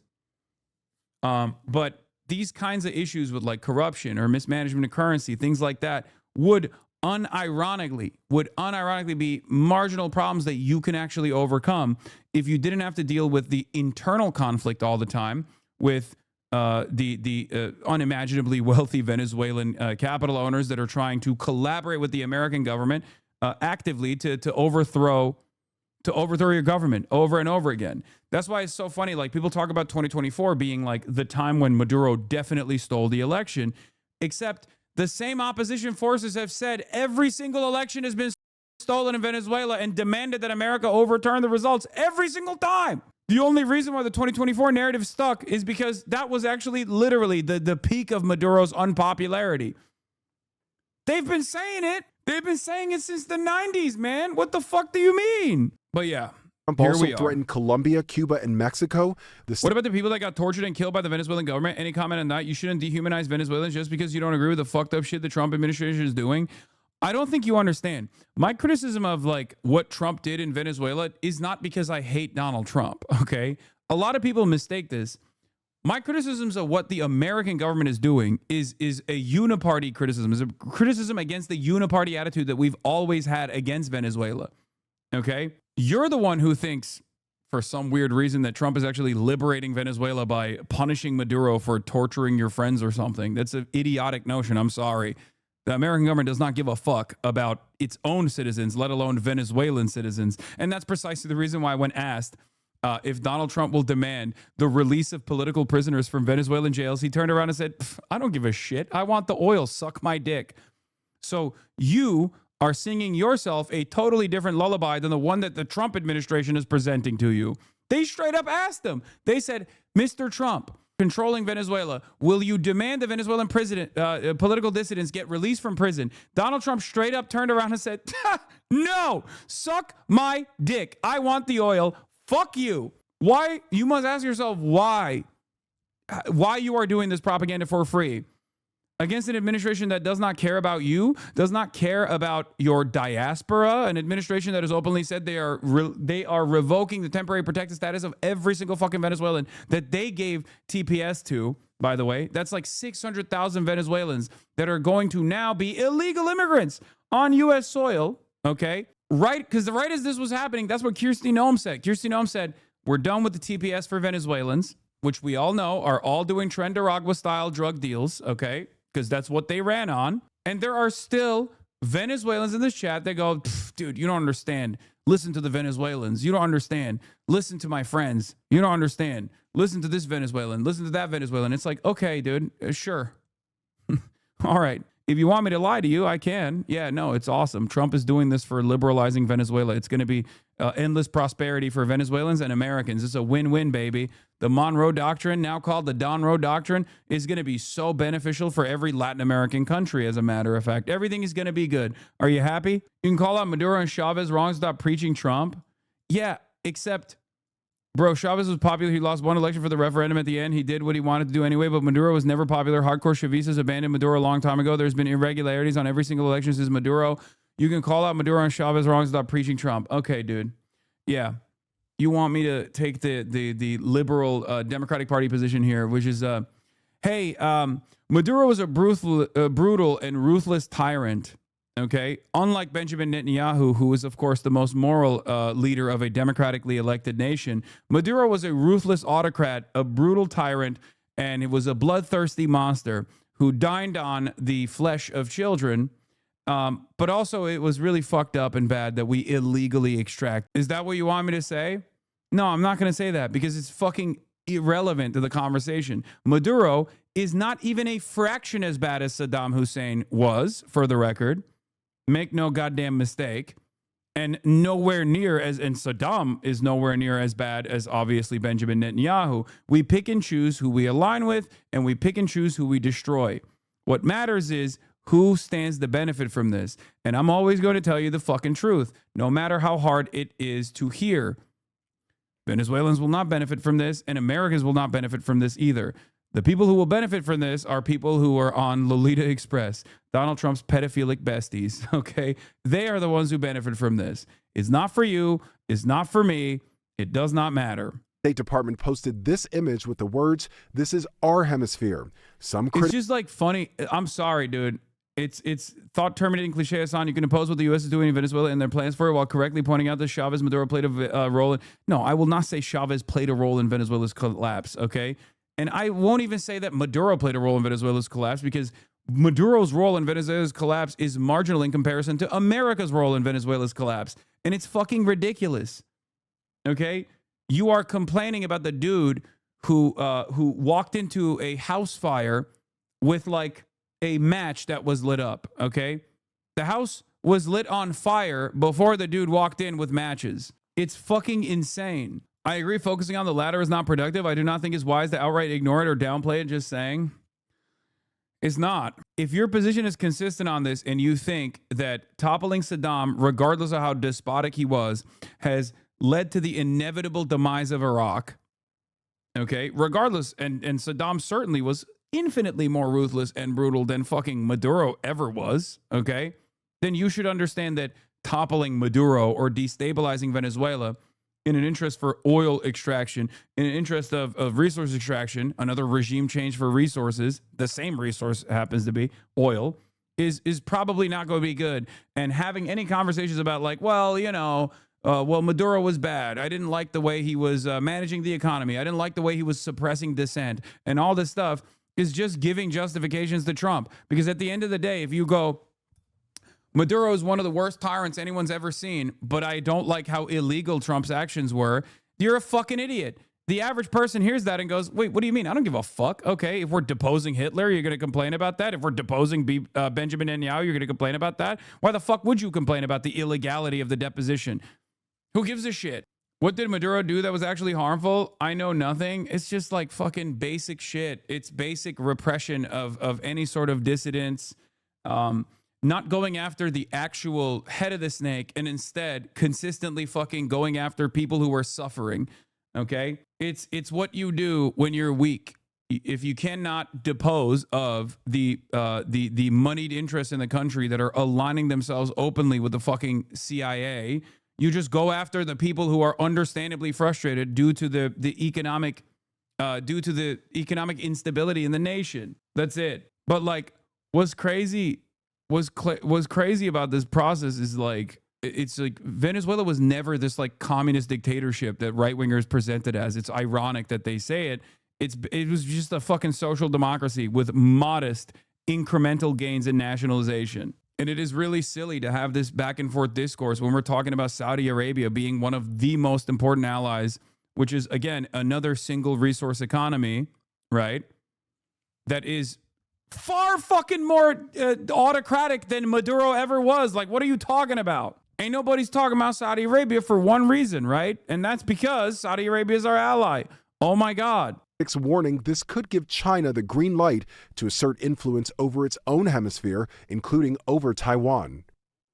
And as for what's next in Venezuela, which has the world's largest oil reserves, President Trump says the U.S. may reimburse companies that invest in rebuilding Venezuela's infrastructure. Let's go to our chief White House correspondent, Mary Bruce, with more details after U.S. lawmakers were briefed on a military attack. Top Republicans defending the action while Democrats raised questions about how the White House plans to run the country of more than 30 million people. Good morning, Mary. Paulie Marcus said the Venezuela military action was not an invasion. Gamblers are in shambles. I mean, low key, I don't think it's it falls to the same standard as like a full tilt shock and awe style invasion. Okay. It was it's my prediction as well, and this actually saves my prediction a little bit. This doesn't mean that it won't happen, for the record, okay? This doesn't mean that it won't happen, okay? I need you to understand. It very well might happen in the near future if they can't get the proper assurances from Delcy Rodriguez's interim presidency. Okay? What is your stake, brother? No, I'm not defending my prediction. I'm saying, as it stands currently, there is a difference between what took place here and what you would understand as like, Iraq or what Putin did in Ukraine, okay? What's more interesting to me, unironically, is the fact that in spite of this being a clean in and out military operation, even though it's obviously immoral, illegal, ridiculous, and for fucked up purposes, it's still seen as like relatively unpopular. That is actually shocking to me. Because like even the most propagandized, and Americans are incredibly propagandized. It's remarkable that there are still people who are like, no, this was fucked up. We shouldn't do it. We shouldn't have done it. And yes, when I say clean, it's still obviously an incredibly deadly endeavor. 80 Venezuelans were murdered, or at least 32 Cubans were murdered, and the rest were Venezuelans. But in terms of like how America moves, in terms of how Israel moves, that is a relatively cleaner operation than what they normally would do. This doesn't make it appropriate. Make no mistake. I'm giving you the nuance. I'm offering you a nuanced perspective here, okay? The U.S. killed 80 Venezuelans. Is disgusting calling that clean. Brother, you have to understand what I'm talking about here, okay? Yes, compared to how America moves, okay? So you think it was good? No, I don't fucking think it was good. What? Leftists in my chat, you cannot do the same thing that we rail on hogs every single day. Okay, please, you can't do this. You have to understand. I think, especially if you've been in here for long enough, like I think I've established a little bit of charity, right? A little bit of charitability from you guys, especially considering that I've spent the last 3 whole days of my commentary railing against American imperialism. Like you have to develop consciousness at this point. You cannot have the same fucking lack of object permanence that we deal with fucking hogs, right? Please be normal. The best thing about Stupid Chatter's brain breaking, HasanAbi, is hearing him whimper with frustration. I think they do enjoy that a little bit. So the irony, of course, is that this doesn't mean that it's not going to turn into something like that. The reason why you need to push back against all the smaller, lefter than you streamers farming you. What? No, I don't care about that. I hope they farm me so well that they also develop a fucking major audience. I want anyone to the left of me, or just leftists in general, to have massive audiences. I wish them an incredible career. Okay, you're ridiculous for bringing up people like that and making it seem like they're my ops or anything. They are not my ops. Not gonna lie, one day you got to listen to your stream in the car. You really don't know what you be putting people through. Okay, but I heard from SlopTubers you're pro invasion. What? No. SlopTubers saying you support this? No, they're not. You're fucking lying. Okay, let's continue. Good morning, Michael. And lawmakers emerged from that 2-hour briefing with vastly different impressions. Republicans are adamant that the operation to capture constitute an act of war. Speaker Johnson telling reporters that this is not regime change and that he does not expect U.S. troops on the ground, arguing the U.S. will run the country by pressuring the government and blocking its oil exports. President Trump has said bluntly that the U.S. is in charge, even as Maduro's vice Damn, he looks like shit. President Delcy Rodriguez has been sworn in as interim leader. That's Maduro's son, by the way, if you couldn't fucking tell, who also low-key looks like MBS a little bit. That's Maduro's large son, who kind of looks like MBS, a large adult son. And in an interview overnight, Trump said it will take some time before elections can be held, that the U.S. will be involved for the foreseeable future. Meanwhile, Democrats are demanding answers. Leader Chuck Schumer saying the administration's plan to run the country is vague and based on wishful thinking. And he says they didn't receive enough assurances or any assurances that the U.S. won't try to do this in other countries as well. Michael. And Mary, without a clear plan, with all this going on, the administration continues to talk about wanting to take over Greenland. Yeah, Michael, the president is still setting his sights on Greenland. One of his top advisors, Stephen Miller, yesterday in an interview said the U.S. has a right to take the semi-autonomous Danish territory. And what was really funny about this, before he moved to like fucking Greenland, what was really funny about this is another moment of vindication for your boy here. Okay, I can't even hear myself think. My dad's multiple phones are ringing like crazy right now. Another moment of full-blown vindication for Hasi over here. Oh, it turns out that the cartel of the sun was totally fucking phony, was totally made up. Who could have thought? Who said that this justification was completely fucking made up? Who could have seen that coming? Who could have seen that coming, dude? Wow. Wow. Shocked. Shocked, I tell you. Miller not ruling out the use of military force to do so. The prime minister there is urging Trump to stop the threats and warning this would be effectively the end of NATO. But the Trump administration is outlining a vision for a new world order where the U.S. can overthrow governments as long as it's in the U.S. national interest. And the State Department posting this picture of the president on social media yesterday with the words, "This is our hemisphere." Michael. All right, Mary, thank you for that. We appreciate you. We're back and continuing with the world lead and asking questions about what happened in Venezuela over the weekend and what happens now. White House Deputy Chief of Staff for Policy Stephen Miller joins us now. Stephen, thanks so much for joining us. So a source briefed on the Venezuelan operation told me that a handful of American troops sustained bullet and shrapnel wounds, but none are life-threatening.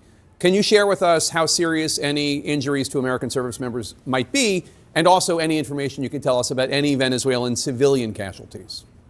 Yes, well, let me take the second part first, which is that the overwhelming share of casualties and fatalities were against the Cuban guard that had exerted control over the people of Venezuela. So what many don't realize is that for years...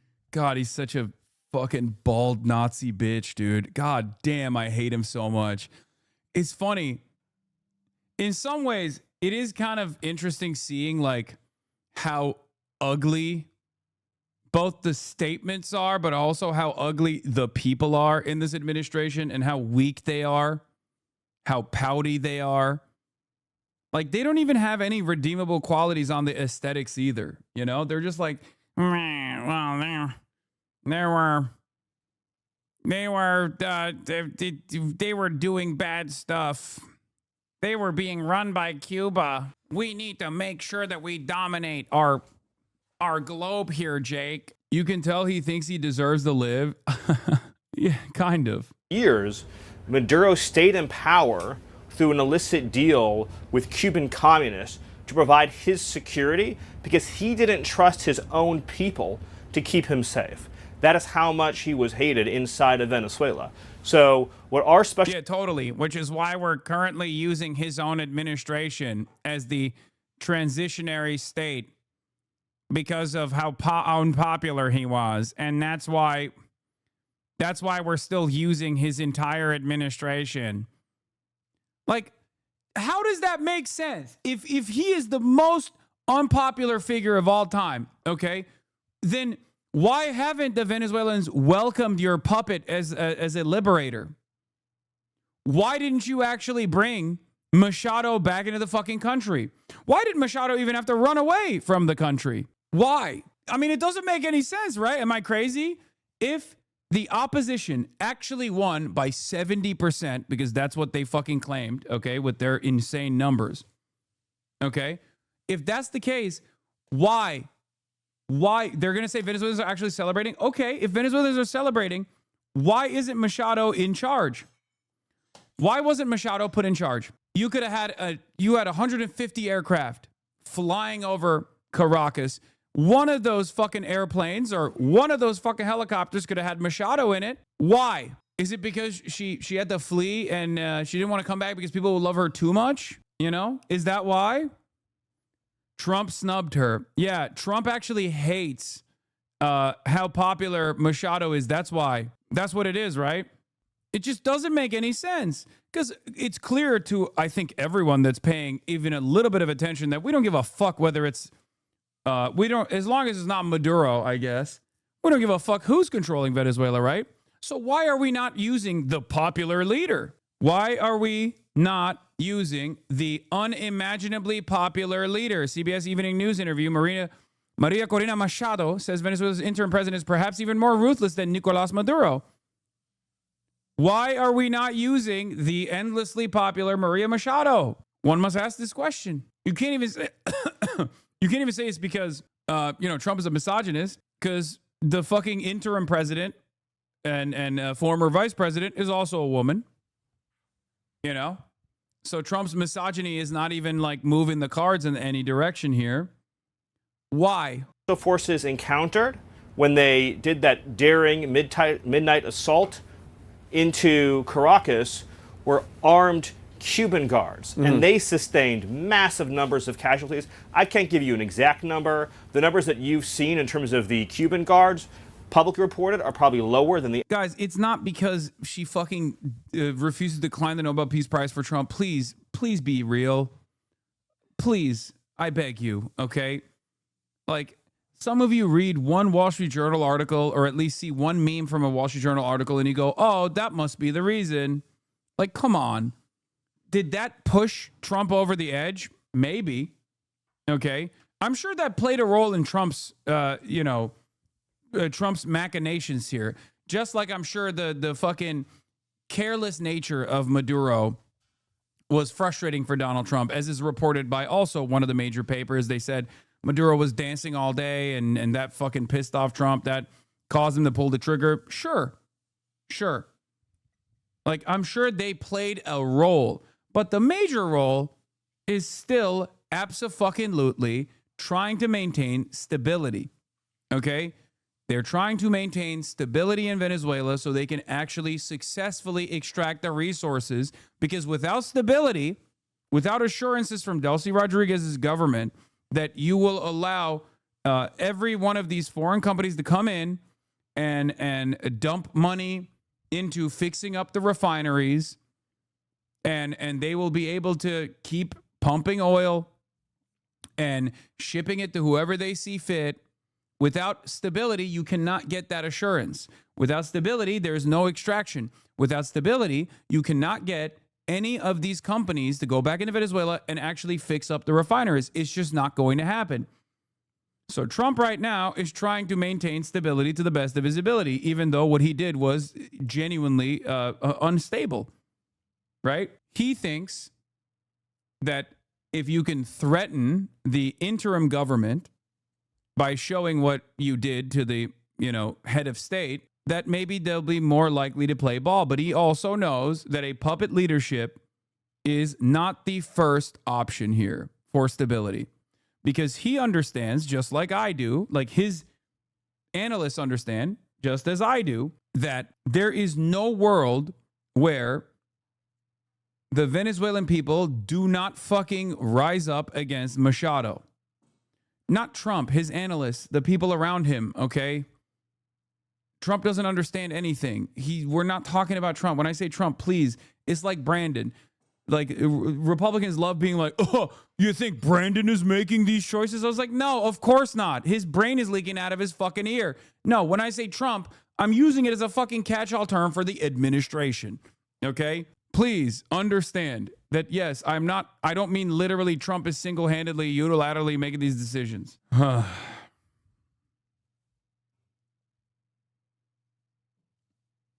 Yeah, but Machado is also unpopular, as the New York Times also reported on, by some of the business leaders because of her demands for consistent sanctions, even after some of the Venezuelan business leaders were realizing that, like, they have to play ball with the administration. And also, she's a puppet. Like, it's just, she literally was so clearly a puppet. It's the same principle with Juan Guaido. I said it back then. If you were to look at my commentary against Juan Guaido when liberals were making him out to be the media darling that every Venezuelan was like begging to take control over the country, I said it back then. These motherfuckers are stupid. Okay. They've been at this game for decades. By now, they should have understood that running to America and running to Israel and sucking their penises is probably not going to look well, especially when sucking America's penis requires you to consistently say horrible shit about Venezuelans and requires you to consistently say horrible shit about Venezuela and demand even worse sanctions on Venezuela. This is the I am Persian, not Iranian equation that many pro-Shah dick riders also cannot comprehend. What works in America does not fucking work in Iran. Okay? What works in America for people that are demanding more cruel sanctions and demanding death and destruction for the Venezuelans that are still living there is actually going to be read very negatively. They don't know how to present themselves. Trump is a room reader, but analysts and pundits continue to vouch for her. Yeah, it's really funny that like they're still trying to make this happen because, as I always love to explain to you guys, there are always going to be differences in opinion within the State Department. So you have two camps. You have the serious State Department guys who are like seriously saying this is unstable. You can't possibly Maduro regime, right? You have to bring in the puppet. You have to bring in the puppet. And then there's the other side of analysts that are saying, no, we have to try and make it work with Delcy Rodriguez. Otherwise, if we bring in a puppet, it is going to be far too unstable for resource extraction. Venezuela will fall into a failed state status, and we will have to protect our assets in Venezuela that we're stealing. And for that reason, we have to literally put boots on the ground and protect the refineries.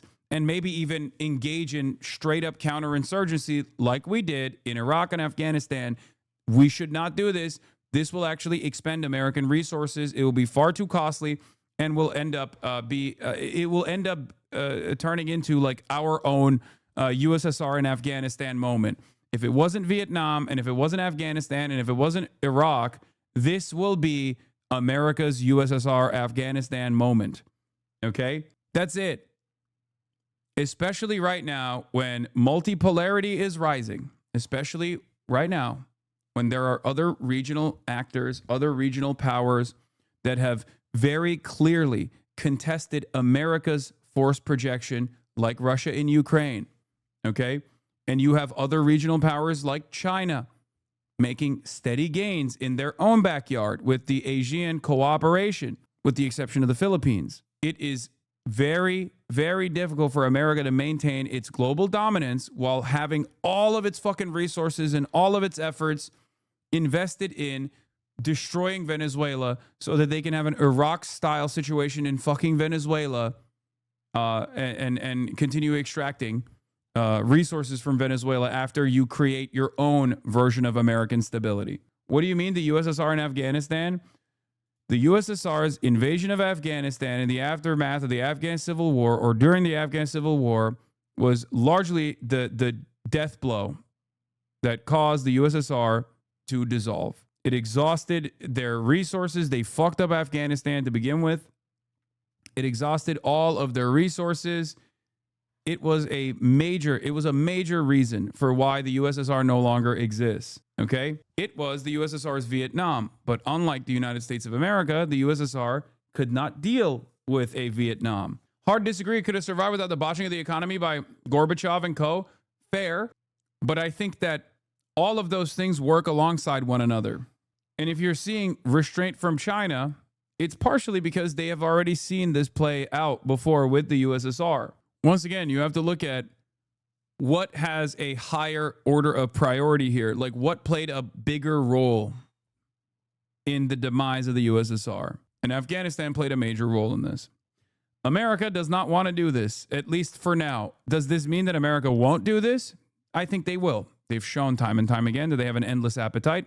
It actually does benefit certain sectors. Military-industrial complex will benefit from this, obviously. And America has shown that time and time again that our civilians, our troops, everyone is disposable, so it doesn't really fucking matter, right? But right now, the cost-benefit analysis being made is let's try to go in and out, and let's try to dominate Venezuela and force them to follow our desires here without expending too many resources, without exhausting too many resources, because If we do that, then all of the other regional powers will be able to make gains while we're hyper focusing on this shit. And we will not have the resources to be able to be everywhere all at once. Okay? I predict they're going to hire mercenaries. That won't work. Because remember, if you want to extract resources from any country, you have to make sure the country is stable. You're not going to be able to make up for. There is no world here if the number one goal is resource extraction. You have to make sure there's at least some level of stability. You cannot create a level of stability in the absence of not making it work with Delcy Rodriguez's administration. You have to either put a puppet in charge, which will not work. It's going to be a fucking massive failure, civil war, failed state, all of that good stuff. And eventually you'll have to invade militarily to control the Venezuelan government. If you don't do that, and you cut out the middleman, you don't even try to put a puppet in charge, you still have to invade militarily. There is no world in which, without the actual state military, without the United States military putting boots on the fucking ground, you will be able to control the Venezuelan resource economy.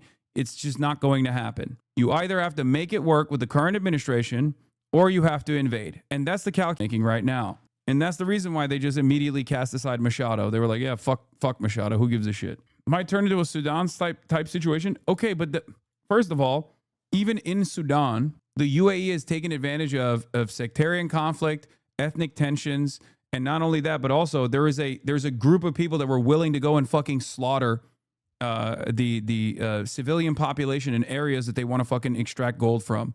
Okay, in areas where they want to prop up gold. America does not have an equivalent in Venezuela. Venezuela is not Sudan. Venezuela is not even Iraq. Not only do they have a military, they have an air force, they have Russian jets. Who knows how competent that will be in developing air superiority for America? Because let's be real, America has not fucking fought a single goddamn war in the last 40 years where they did not immediately maintain air superiority. And without air superiority, that is not going to be an easy battle at all. Okay? So good luck for that. Good luck to the Americans there. But in any case, the reason why I'm explaining all this is because, like, if you want to understand why they're not using Machado, these are the reasons why. Because they do not want, they cannot deal with another 20-year war potentially in Venezuela with boots on the ground. It will be incredibly costly. It will lead to America's demise. Actual number that were killed. To your first question, no, none of the, at least as I've been briefed, none of the injuries are life-threatening. Everybody is stable. And it just underscores the remarkable skill, precision, courage, and capability of our special forces. And I wanted to set the table one more time for your audience. I'm sure you've talked about it at length already. But the United States of America launched an assault force into Venezuelan territory, which has sophisticated air defense systems, which has sophisticated surveillance systems, which has weaponry that they've received that can take out planes and helicopters from our foreign adversaries that they've been stockpiling for years in anticipation of the possibility of such an action. Maduro was staying in a military fortress. In other words, since the United States had started amassing this armada under President Trump's leadership and direction, he'd increasingly narrowed the scope of his own movement, and he was sleeping in a fortress. And so we flew into Caracas, these special forces, engage in direct gunfire with elite Cuban guards, and every single kill was an enemy kill. So there were no civilian casualties? Well, I didn't see any reports of any civilian casualties. But my point is that in this raging gunfire battle that took place, the point that I'm making to you is no Americans were killed because of the planning. The enemy sustained massive losses. Not one of the enemy sustained massive losses. It's like, yeah, dude, they were defending their fucking homeland and their president. I need you to understand, like, I mean, not that it matters. We are villains here, but like, we sent in the fucking crackhead Delta Force to go and slaughter a bunch of people on foreign soil. The people there had every right to be there. They had every right and responsibility to defend their homeland. Like, I know that this is not a fashionable thing to say in America because Americans are so fucking hog-brained, but it's completely ridiculous. Assets was lost, not one of our people was lost. So let's talk about what next. Delcy Rodriguez was formally sworn as Venezuela's acting president this afternoon. She was the vice president. She described the U.S. intervention as, quote, without a doubt, Zionist in character, unquote. Is acting President Rodriguez...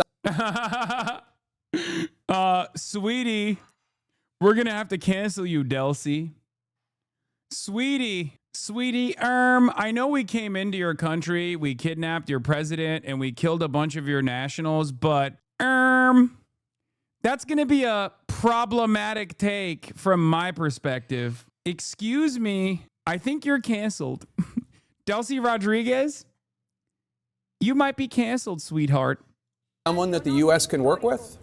Is there any proof that there was Cuban involvement? Yes, there was. The Cuban government, I think, it said that 32 of their nationals died in the process. Yes, these countries cooperate with one another. What the fan? Of course they do.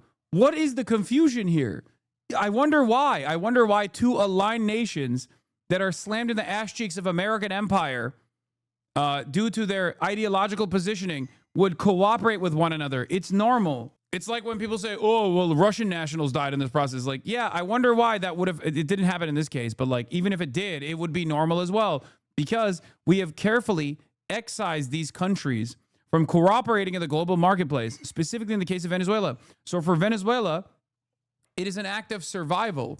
Of course, they're going to utilize whatever resource they have. Yeah, it's because it's done without U.S. consent. I guess that's what it is, right? Hasan and his Timu-level military analysis and wording, those killed were enemy combatants and soldiers. The way Hasan words his nationals like they are civilians law.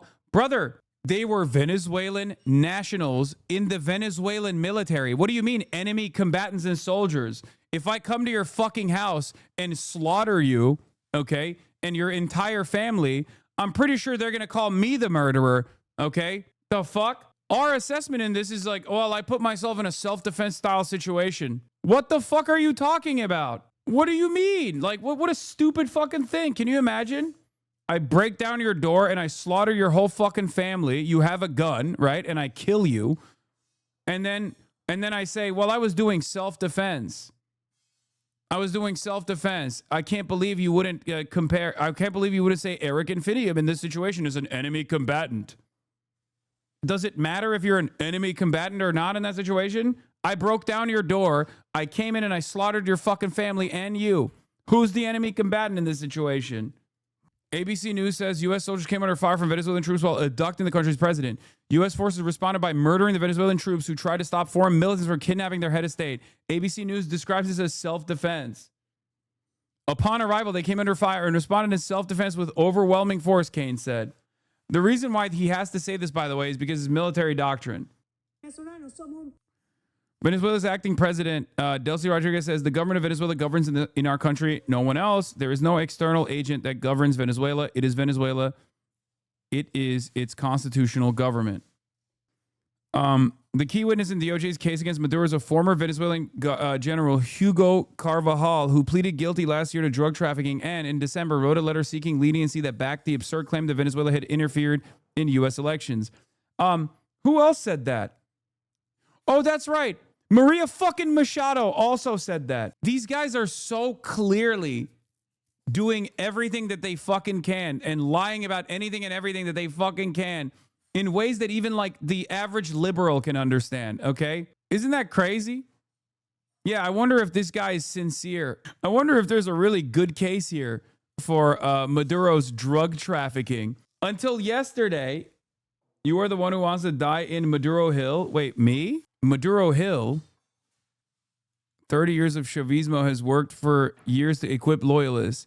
Why do you think Machado is the only opposition leader there? I like that this guy is mad because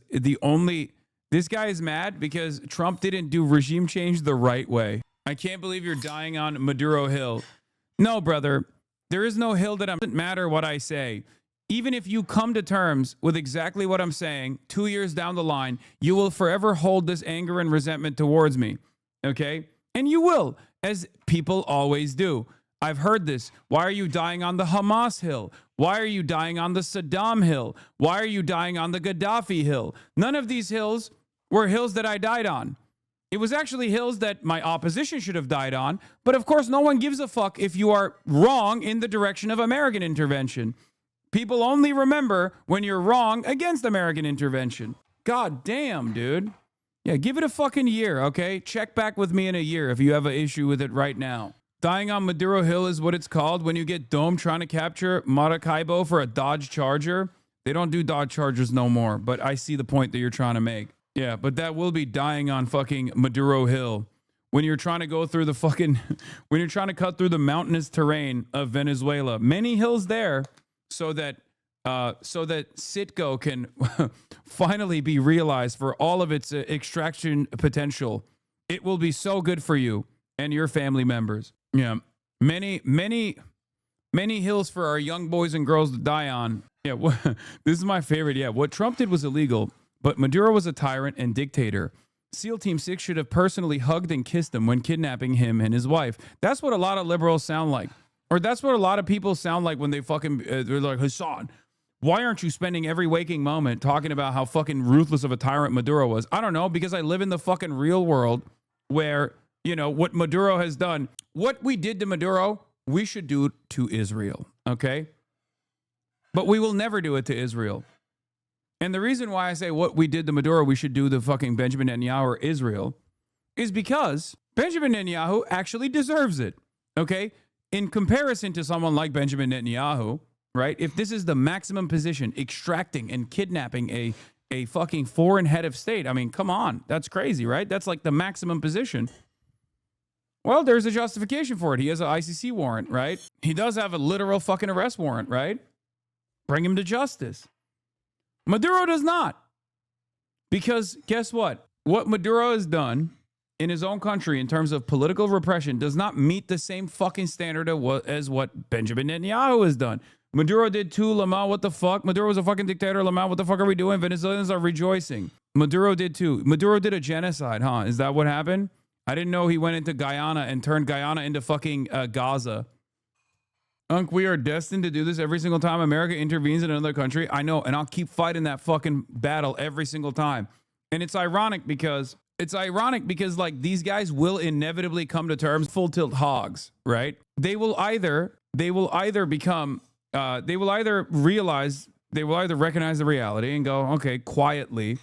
They will quietly turn around and go, you know, maybe we were wrong about this, it turns out. Just like, you know, Iraq, just like Libya, just like any number of different interventions that America has engaged for extraction of natural resources and complete domination of territory.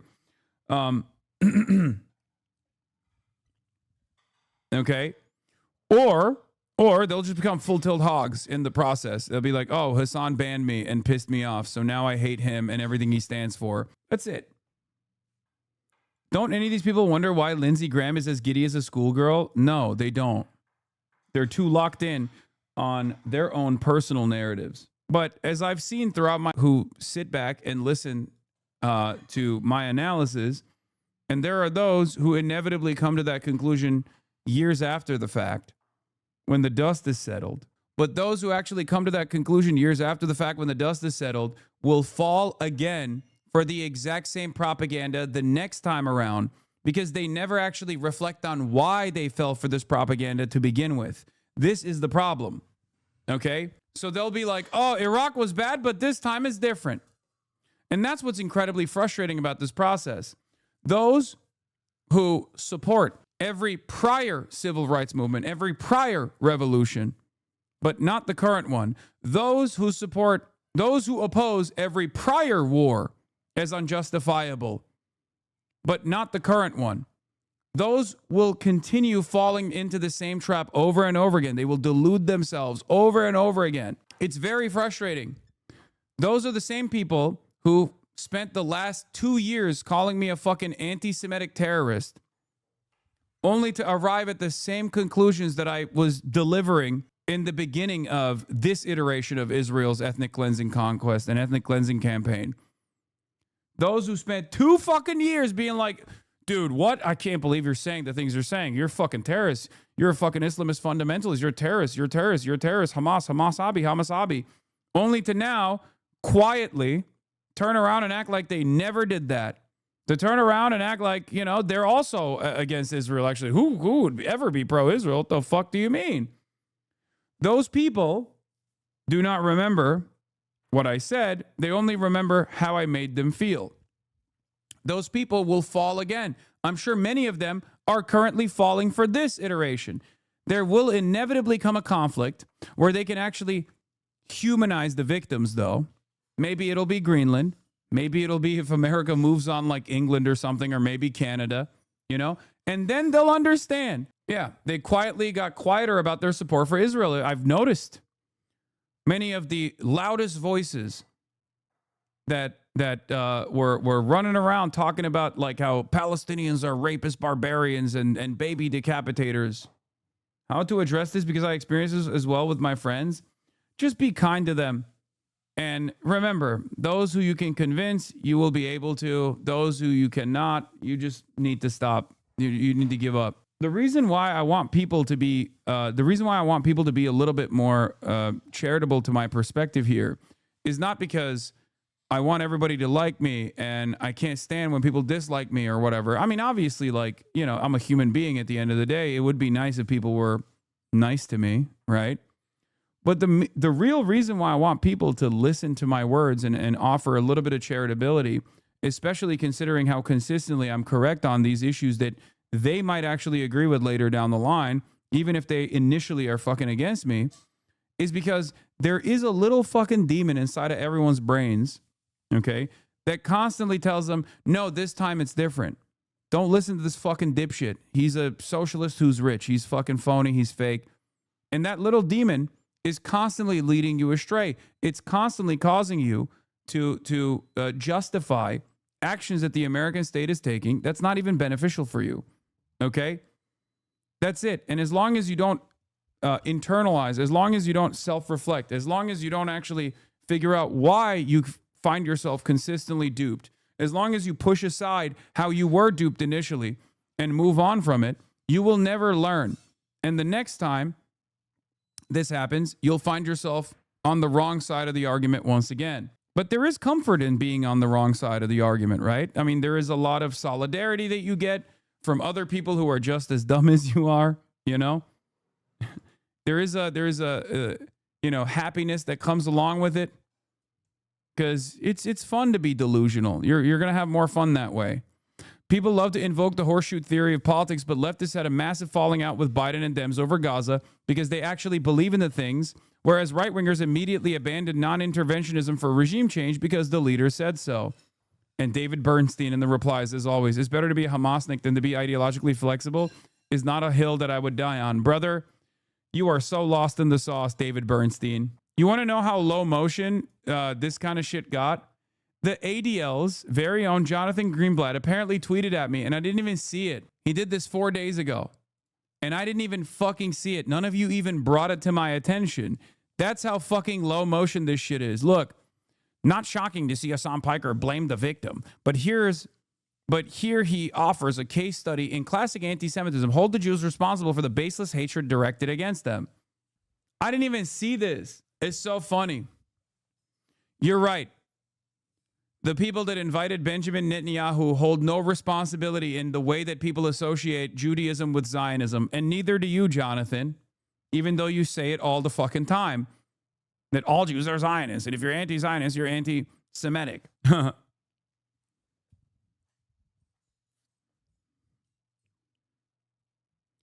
That's how I know this conversation has shifted so dramatically from where it used to be.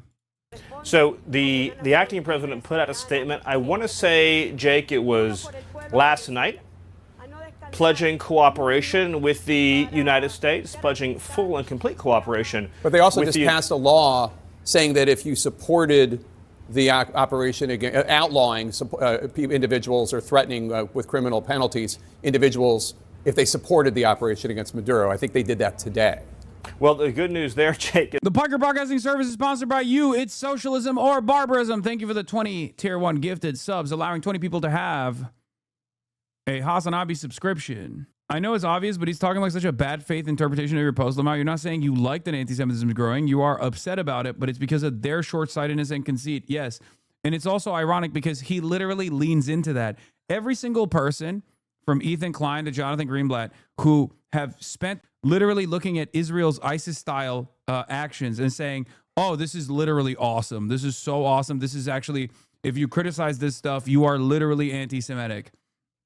Over and over again, ended up yelling at me while proving the point that I was making. Also, what's up, everyone? It's me, Maduro Phonics, chatting from jail. Yes, Megaphonics, you were not even here when you received an award for being the best chatter of the year, which is, I know, disgusting, but it happened. Oh, look at me. I was on a trip with my wife. A trip to prison. Is that nobody inside of Venezuela supported the operation, so it's a law without meaning or effect. Look, Jake, there's going to be some posturing that occurs when a nation has been so thoroughly defeated in this way. The United States of America, think about this, Jake. The United States of America has encircled this nation for months. One of the largest naval armadas in history has been stationed off its coast. Yeah. Fighter jets have been encircling the island. We've been engaging in kinetic lethal strikes against Maduro's drug boats and trained Arawakwa gang members leaving the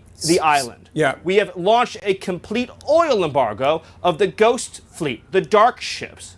We've and been now covering on all top of it. of that, Yeah. and now on top of all of that, right? Maduro is sitting in a jail cell in New York, as is his wife. So of course there's going to be, this is very important though, of course there's going to be some posturing. Okay. Without giving anything away, I want to be very clear. Very clear. The government has sent messages, this is such an important point, Jake, to the Secretary of State, to our senior U.S. government official negotiators. They have sent message after message making clear that they will meet the terms, demands, conditions, and requirements of the United States. Okay. And I want to be very clear about that, Jake. So let's, the question about who is now running Venezuela is one that even members of Congress who are big Trump supporters say they're not quite sure about. Senate Majority Leader John Thune told CNN's Manu Raju that he doesn't know what President Trump meant by his assertion that the U.S. is running Venezuela, and he said he needs more information. Can you tell us what the president means when he says, is acting President Delcy Rodriguez in charge? Is she running Venezuela or not? Well, what the president said is true. The United States of America is running Venezuela. By definition, that's true. Jake, we live in a we live in a world in which you can talk all you want about international niceties and everything else. But we live in a world, in the real world, Jake, that is governed by strength, that is governed by force. He's not even competent, nor is he to be able to deliver this like strong Nazi message. That's what's so funny about it. He's like, well, Jake, we live in a law, Jake. We live in a law. You mean a world, Jake? We're so strong. You're not, bitch. You're sitting in the cuck chair every night as your wife, Katie Miller, is doing whatever the fuck she wants to do, you know, with Elon Musk and maybe others.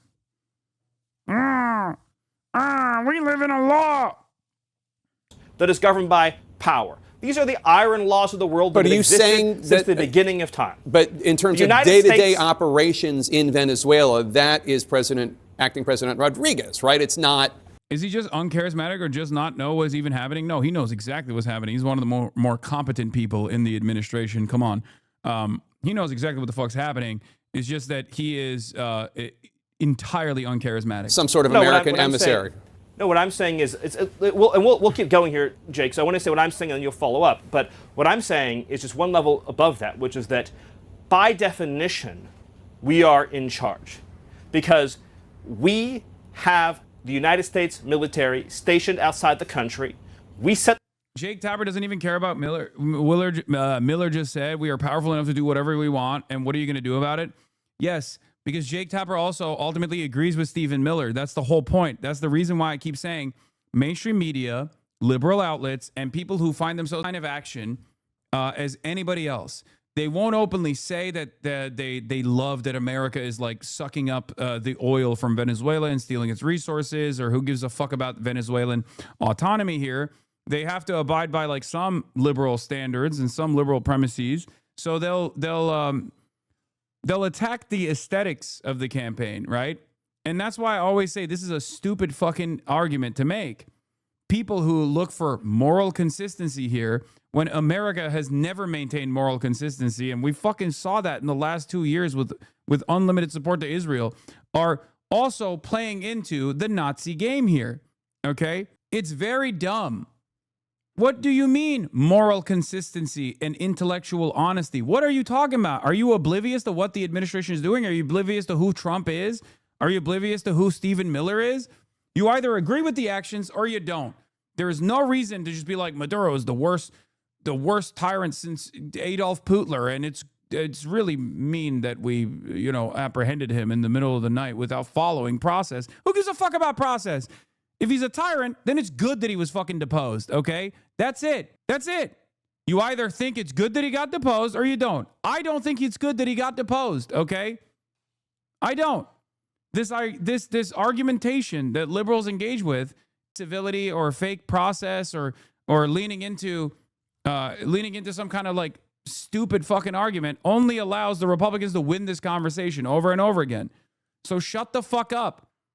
Oh, Maduro's a tyrant and bloodthirsty and monstrous. Okay, who's worse, pound for pound, Maduro or Mohammed bin Salman? Who's worse, pound for pound, Maduro or Benjamin Netanyahu? Who's worse, Maduro or the average American senator? Like, what are we talking about? It's so fucking stupid.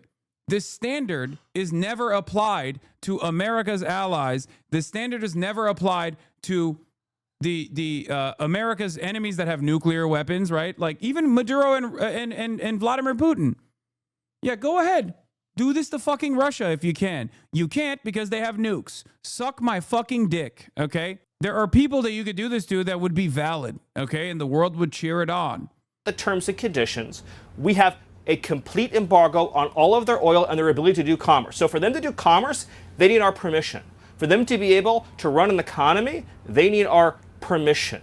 So the United States is in charge. The United States is running the country during this transition period. If that's true, obviously that doesn't mean that President Trump is setting the bus fare schedule inside the country. So doesn't mean that President Trump is assigning the K-12 curriculum in the country. The indictment that the president and the military were acting on from 2020 was of 6 people.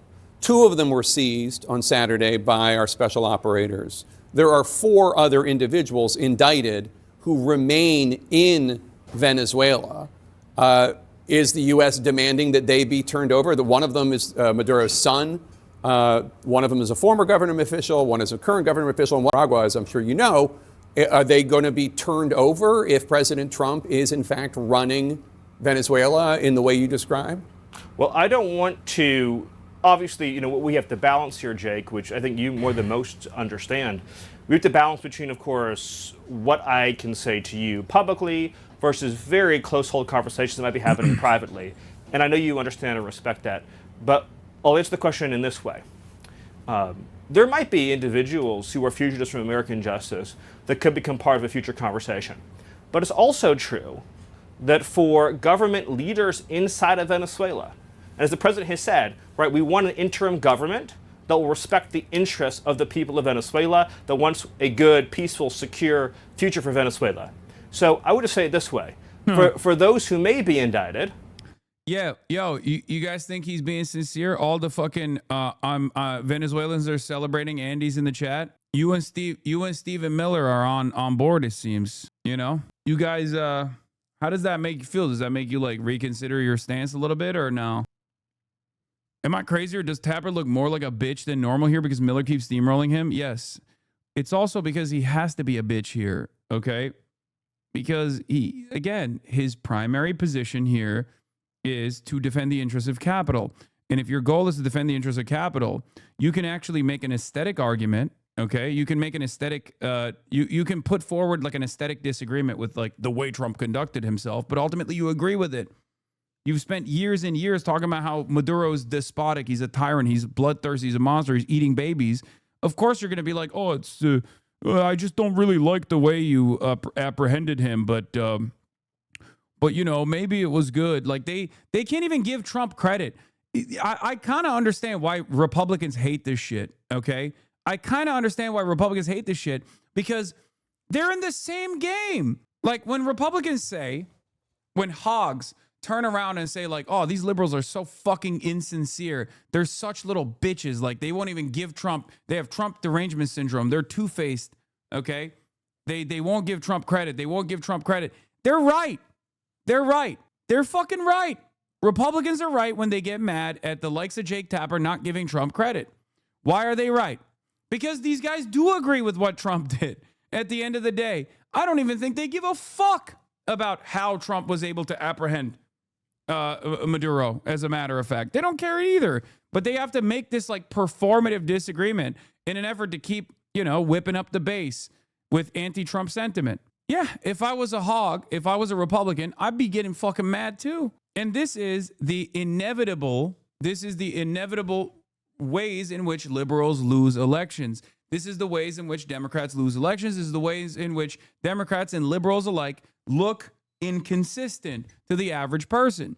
Because if the average person is looking at the situation from afar going, okay, you guys told me this guy's fucking awful. He's a monster. He's murdering, torturing, all this stuff. Then who gives a fuck if Donald Trump came in with his big ass dick with our Delta Force, and killed a bunch of Venezuelans in a self-defense style situation and then extracted the fucking head of his state? That makes me feel powerful, right? Who cares? No one is going to fucking look at the situation and think, yeah, I just don't really like that Adolf Hitler was apprehended illegally, okay? It doesn't make sense. Liberals love making inconsistent points all the fucking time. It's so annoying. The best choice they can possibly make is to be part of a constructive decision-making process for the future of Venezuela. The best decision they can make is to cooperate fully and completely with the United States to be part of building this brighter future for Venezuela during this interim period. On another important topic, the premier of Greenland and the premier of Denmark and other Danish officials are responding to a Twitter post from your wife. Yeah, dude. Yes, Katie. You're right. Chavez and Maduro rigged every election. They'd rigged every fucking election. Oh, as someone who is a dissident in my home country, okay, I understand where you're coming from, but what you're doing is cope, okay? Every fucking election is rigged. Every fucking election. Okay, brother. Every single one. I got it. Yeah. Not only did they rig their elections, they were so good at election rigging, they rigged the 2020 election and caused Trump to lose, too. Miller, herself a former Trump White House official, showing Greenland covered with an American flag, saying soon. After that was posted, President Trump repeated the claim that the U.S. needs Greenland for national security reasons. The Danish prime minister responded to this in an interview earlier today, as reported by Bloomberg, quote, I believe we critically support Maduro, but 2024 was definitely sus. Come on. No, I'm not talking about 2024. I'm talking about how they said every election was stolen. Okay? Yeah. Take it up with Jimmy Carter, not me. Okay? Take it up with Jimmy Carter. He's Mr. Venezuelan elections are fucking fair and free. Okay? Carter Institute's right there every time. That fucking peanut farmer, God rest his soul, okay? I mean, he was shit too when he was in charge. At least he was fine after, 2024 is the only one where there was no real vote tabulations that were ever presented by the Venezuelan government, okay? That's it. The rest of the Latin American countries initially were suspicious about as well, including, ideologically aligned Latin American countries in the region. However, as soon as the American government denied the election results, they all fucking immediately said, all right, never mind. Maduro's the rightful leader. And I covered it at the time. I covered it at the fucking time. I did. I talked about it at the time. There was some reason to be sus about Maduro's waning popularity. But also, the numbers that the opposition brought forward were fucking insane. They said they won 70% of the country. You're out of your fucking mind. I'm sorry. That is insane too. So yes, if the difference is like a 51-49 split, sure, that could have been the case. And that's still theft. Understandable. 70% is accurate, bro? Come on, brother, please. as someone, once again, with a lot of experience in this, okay, from my own personal experience with Turkey, a government cannot maintain a 70% unpopularity, okay? A 70% unpopularity, like an election where you win 30%, is just not happening. It's just, you are not maintaining control over that country. The only way you can maintain control over that country is if you are aligned with America, okay? If you are an enemy state of America, if you're a foreign adversary, there's no fucking world. And yes, I know the National Lawyer Guild observed the election in 2024 and didn't observe any intimidation or suspect behavior around the election. I know. There were election monitors. I know. Türkiye Hasan'cığım, Türkiye değil. Doğru dedin. Doğru dedin abi. Vallahi yanlış yaptım. Türkiye. Eyvallah. Also, it's fucking utterly irrelevant in this situation, okay? You know what's the least democratic? Going to a foreign nation, bombing it, killing a bunch of the people that are defending their homeland, and then extracting the fucking president. What are we talking about? Like, what do you mean? Oh, what about the Venezuelan democracy? Oh, I don't know. What about it? Is this the solution? Suck my dick. Get the fuck out of here. Should take the American president seriously when he says that he wants Greenland, but I will also make it clear that if the U.S. chooses to attack another NATO country militarily, then everything stops, including NATO. Yeah, not even Petro recognized the election. Still, you don't see him going on and on about Maduro. Exactly. That's why I said the only reason why I think that the last elections were maybe a little suspicious initially, and that's a totally separate bygone conclusion at this point. But the reason why I said that is because there were, both from Lula and Petro and numerous other countries that are normally aligned with Venezuela, both ideologically and symbolically, that were like, hold on, two things. Okay, look, if we're going to do any sort of criticism of Maduro hour here, okay, even though I think it's unproductive and silly and stupid, there are two instances where all of the other countries that North Venezuela came out and said, hold on, you're fucking up. One was the 2024 elections, and the other was when Maduro was posturing about potentially invading Guyana. Okay? That's it. Those are the two instances where the rest of the countries that are normally aligned with Venezuela were like, dude, what the fuck are you doing? You need to dial it back. Those were two instances that were definitely, Maduro maybe feeling the heat of his unpopularity, got a little too big for his own britches.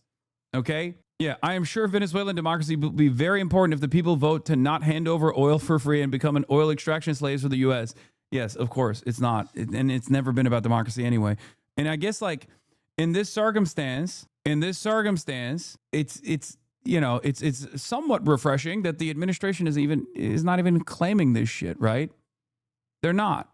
So why are we even arguing on it? They don't even give a fuck about democracy. They don't care.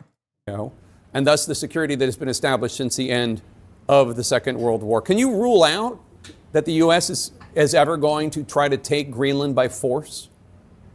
Well, let me go back a step. Yeah, I heard Netanyahu. There's Netanyahu's case's judge killed in suspicious incident. I don't know how valid this story is. I saw, like Fightooks and stuff talking about it. God, I fucking love democracy. The only democracy in the world, not just the Middle East, but the only democracy in the world is real. But it's probably fake. That story seems a little strange. It's like one of those stories where it's like it seems too good to be true. Like it seems not too good to be true necessarily. How do I explain it? It seems too in line with like what I would suspect is happening in Israel. Oh my God. Wait. Modest and humble. Beersheba District Court President Benny Sagi dies in Highway 6 car crash. What the fuck? Wait, was he riding on a motorcycle? Police investigating the incident and leaders across Israel mourning his death. Beersheba District Court Chief Justice Benny Sagi died in an accident on Highway 6. Yeah, I mean, he was riding a motorcycle, dude. Okay, come on.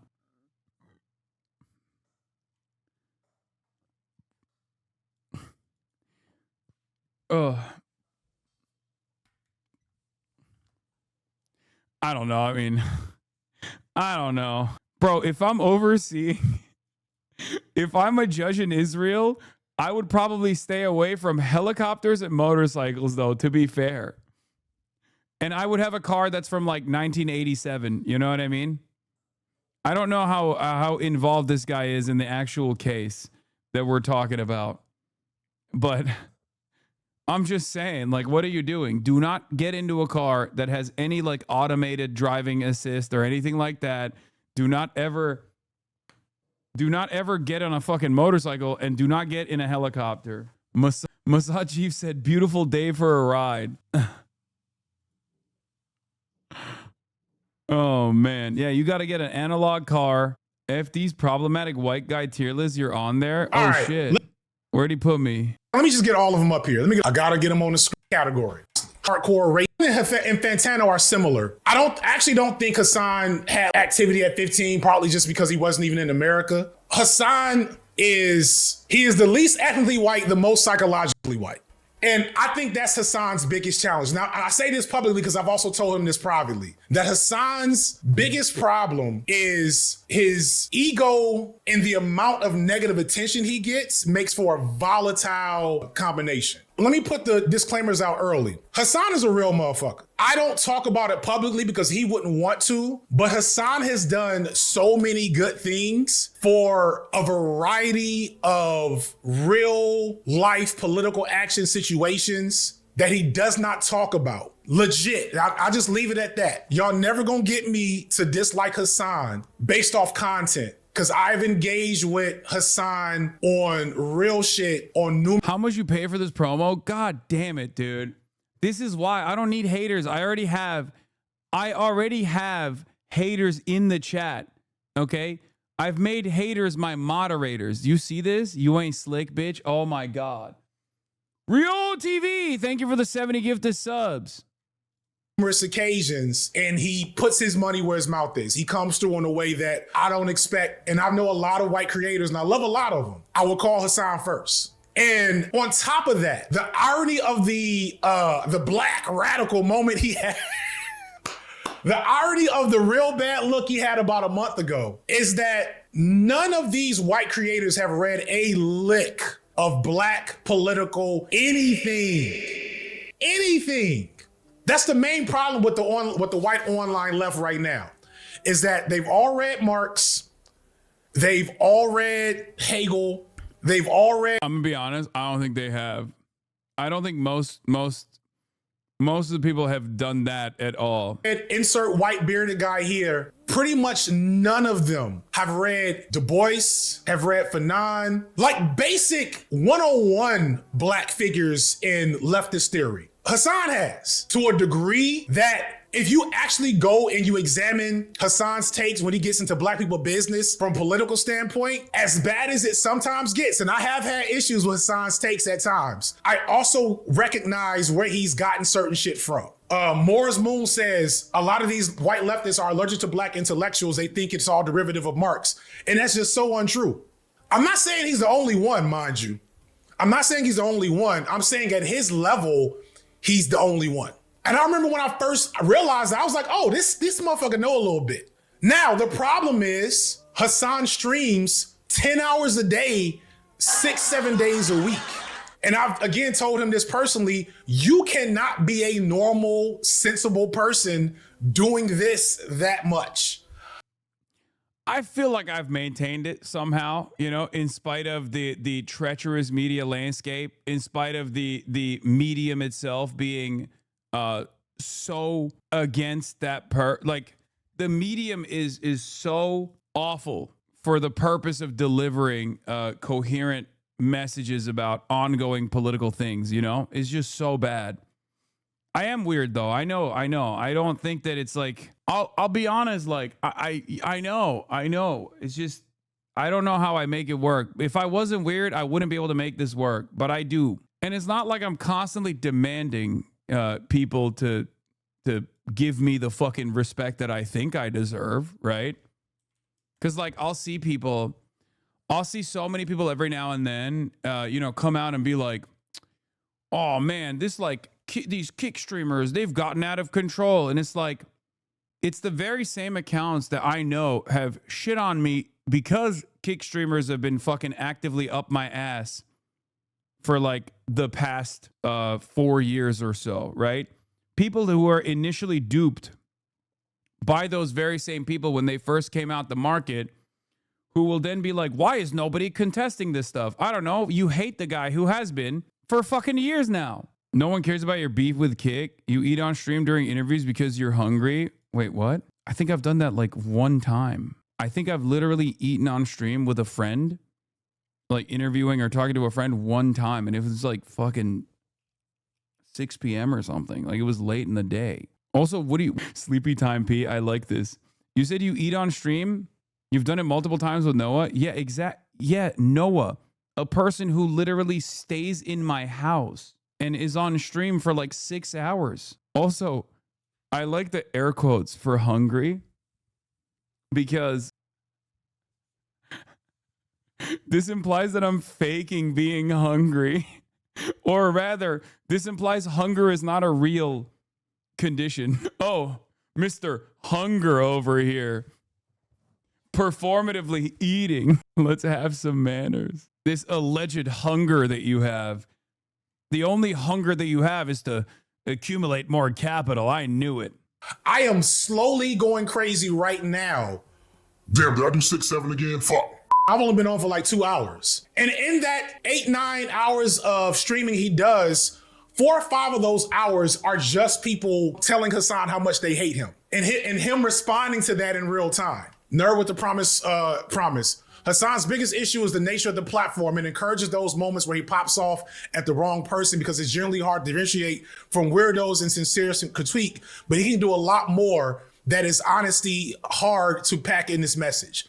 Yeah, he engages with hate too much, and I do think that a lot of that is ego-based. When you have as big a platform as you have, and when you do have a strong set of very fervent fans, it's hard to remain balanced. And so Hasan actively chooses to put himself in that position, and that position will inevitably, once every 3 months, make Hasan do something that looks an ass. That's my Hasan take for future reference. Hasan is not perfect. Hasan is not the extent of what the left should be. Hasan's politics, I probably am 90% aligned with, and that other 10% does annoy me sometimes, but I'm sure you can say the same thing about him. If he would just find the spirit to pull back from this machine more, he would probably be more effective. Let's get to the man that has moved up this list more than anyone that I'm almost scared to talk about.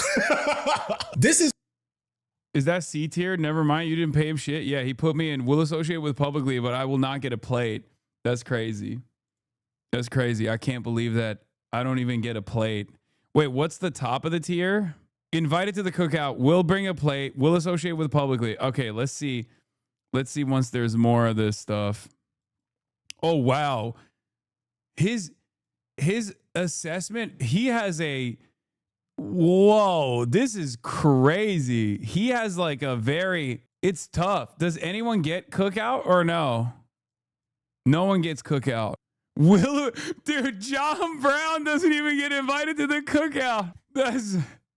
Okay, that makes sense. Okay, then now I get it. Now I get it. It's not supposed to be. It's not. That's a trick. That's a trick. Okay, the trick is nobody gets invited to the cookout. And even if you think you would get invited to the cookout, that means you're only getting at most will bring a plate or potentially will associate with publicly. Noah above you is crazy. I mean, Noah doesn't stream, so he doesn't have the fucking same pop. Noah doesn't stream as much, rather. So he doesn't have so he doesn't get to have the same like pop off moments, you know what I mean? Will observe from a distance. Norm Finkelstein, Bad Empanada, Bo Burnham, Timothy Chalamet. Oh, that's funny. What are your pop off moments that you're talking about? Like when I yelled at a chatter who was like, "You never talk about Sudan," while I was in the process of like, no, all black people are not going to vote for Eric Adams. That's insane. And a chatter straight up said, "You don't know anything about black people," implying, yes, they will all vote for Eric Adams in New York mayoral race. And that I don't know anything about black people because I don't talk about Sudan, or I only talk about black people when, I don't know. I just like, I don't know. It was some fucking bullshit. They weren't wrong. Yes. Famously, every black person voted for Eric Adams. And I said, I hit the hard B. And I said, black people with the hard B, which I didn't even know was a thing. Go ahead, say black then if they weren't wrong. What? That's what I thought? No, black people. See, I said it with a soft. When Nicki Minaj spoke, Noah's ass sat back and listened. John Brown would probably not be too fun to be around. As a Black Shadow, I think it's crazy FD isn't inviting John Brown to the cookout. I mean, he probably would not be too fun. Also, he was literally invited to the ultimate cookout. I mean, he was invited to Frederick Douglass's cookout, okay? And even Frederick Douglass was like, you're a little too crazy. You're a little too crazy for me, white boy. I mean, that's real. That's a real thing. That's a real thing that happened. That's not even a joke. I'm not like even exaggerating. Do you think John Brown was corked up? Yes, dude. He was I mean, look, he was righteous, okay? He was moral, but he was fucking insane as well. Of course he was. But sometimes, you know, the world is so violent, and the systems that we exist under, that we normalize in our minds, is so violent that you kind of need someone who's just insane like that, you know? It is by no measure of mental health to be well adjusted to a genuinely unwell reality. And he was not mentally well adjusted to the reality of chattel slavery. Yeah, John Brown was scaring the hoes. It's true. The president has been clear for months now. So I know you're treating this as breaking news. The president has been clear for months now that the United States should be the nation that has Greenland as part of our overall security apparatus. The United right, States, but your wife posted that like hours after the Venezuela operation. That's why it's newly. Wait, what? Country. Schumer, I asked for assurances that they were not planning operations in other countries like Colombia and Cuba, and I was very disappointed in their answer. Oh my fucking God. Oh no. I asked for some assurances that they were not planning operations in other countries, and I named a few of the ones you mentioned, including Colombia and Cuba, and I was very, very disappointed in their answer. What level of cuck is this? I don't even know, brother. I don't think there's words in the English language. I mean, dude, he's not even, I mean, dude, I don't know what to tell you. Like, so fucking weak that the administration sees no reason not to tell him the truth. Like, they're just like, yeah, of course we're going to do that. What the fuck are you going to do about it? I asked for a pinky promise and they wouldn't even give me that. Yeah. Maybe he means he's disappointed because the Trump administration said they're not going to invade Cuba and invade Colombia, and he wants them to do it. I don't know. Maybe that's the point. Maybe that's why he's disappointed. Or maybe he's disappointed because he doesn't get to have a say in it. I don't know. They would not invite me to the They would not invite me to the military planning seminar. Did you hear that desk tap? The Trump regime is so cooked. Chuck is back, baby. That's right. That's right. Chuck is back, and can't wait from Hakeem Jeffries as well. Okay. Given what's happened in Venezuela, do you regret your vote to confirm Marco Rubio as Secretary of State? Bernie Sanders, I will never forgive you for also doing the same. For the record, you knew who Marco Rubio was, and you fucking voted for him. Let's be real. Let's be real. That was ridiculous. Okay. Another moment, another uniparty moment right there. I am deeply, deeply disappointed in Marco Rubio, even before Venezuela. And you know what it is? Even for people like Bernie Sanders, I think like either they don't give a shit or they just don't want to eat that fucking constant flow of anger and resentment. We have so thoroughly destroyed leftist commentary and leftist positioning in this goddamn country because anytime you're right but too early, people just fucking yell at you. And for the longest time, Bernie used to actually have a consistent position that was like totally independent. Like, I think older Bernie would not have fucking given a vote for Marco Rubio. Straight up. And I think they just like the most charitable interpretation of events is not that he is like, AOCIA and Bernie SS Sanders. Okay. But instead, or not older Bernie, I meant younger Bernie, like in the old days, okay? Bernie's too old to give a fuck about what people think. He's a coward, Brody. I think so.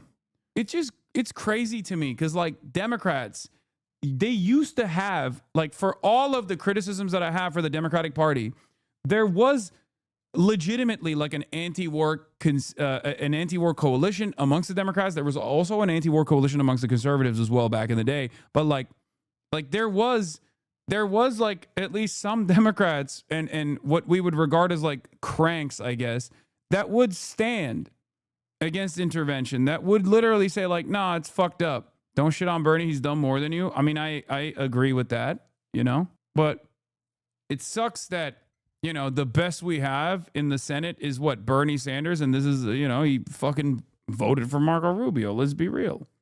They move with the political spectrum. It expanded too much material logic. If you don't play politics, you now have to change your position.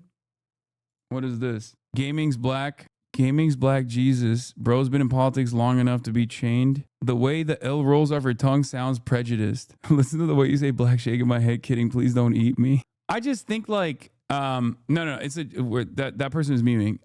But I think like maybe he's like, maybe he thinks he's a representation of like this broader movement, and therefore he has to like think carefully and stuff. But I think there's no reason for it, and that's the most charitable interpretation. The least charitable interpretation is that he just straight up doesn't give a fuck, and he doesn't care that America is doing endless imperial conquest overseas. It's just inconsistent in comparison to his positions in the past. That's why. Yeah, this is what I mean. It's nonsense to say Rubio was going to pass anyway, while true younger Bernie was standing in opposition solo to various conflicts. The left must not give in and not be roadblocks. Yeah. I don't disagree with you. That's why I'm saying like younger Bernie Sanders would have never fucking done that. Even more so now. Obviously, there's like plenty of other demons in Congress, so I don't really care about fucking criticizing Bernie all that much at the end of the day, because, you know, you got to grade him on a curve. But like, god damn, dude, that is fucking unacceptable. Like, you did that shit. The show we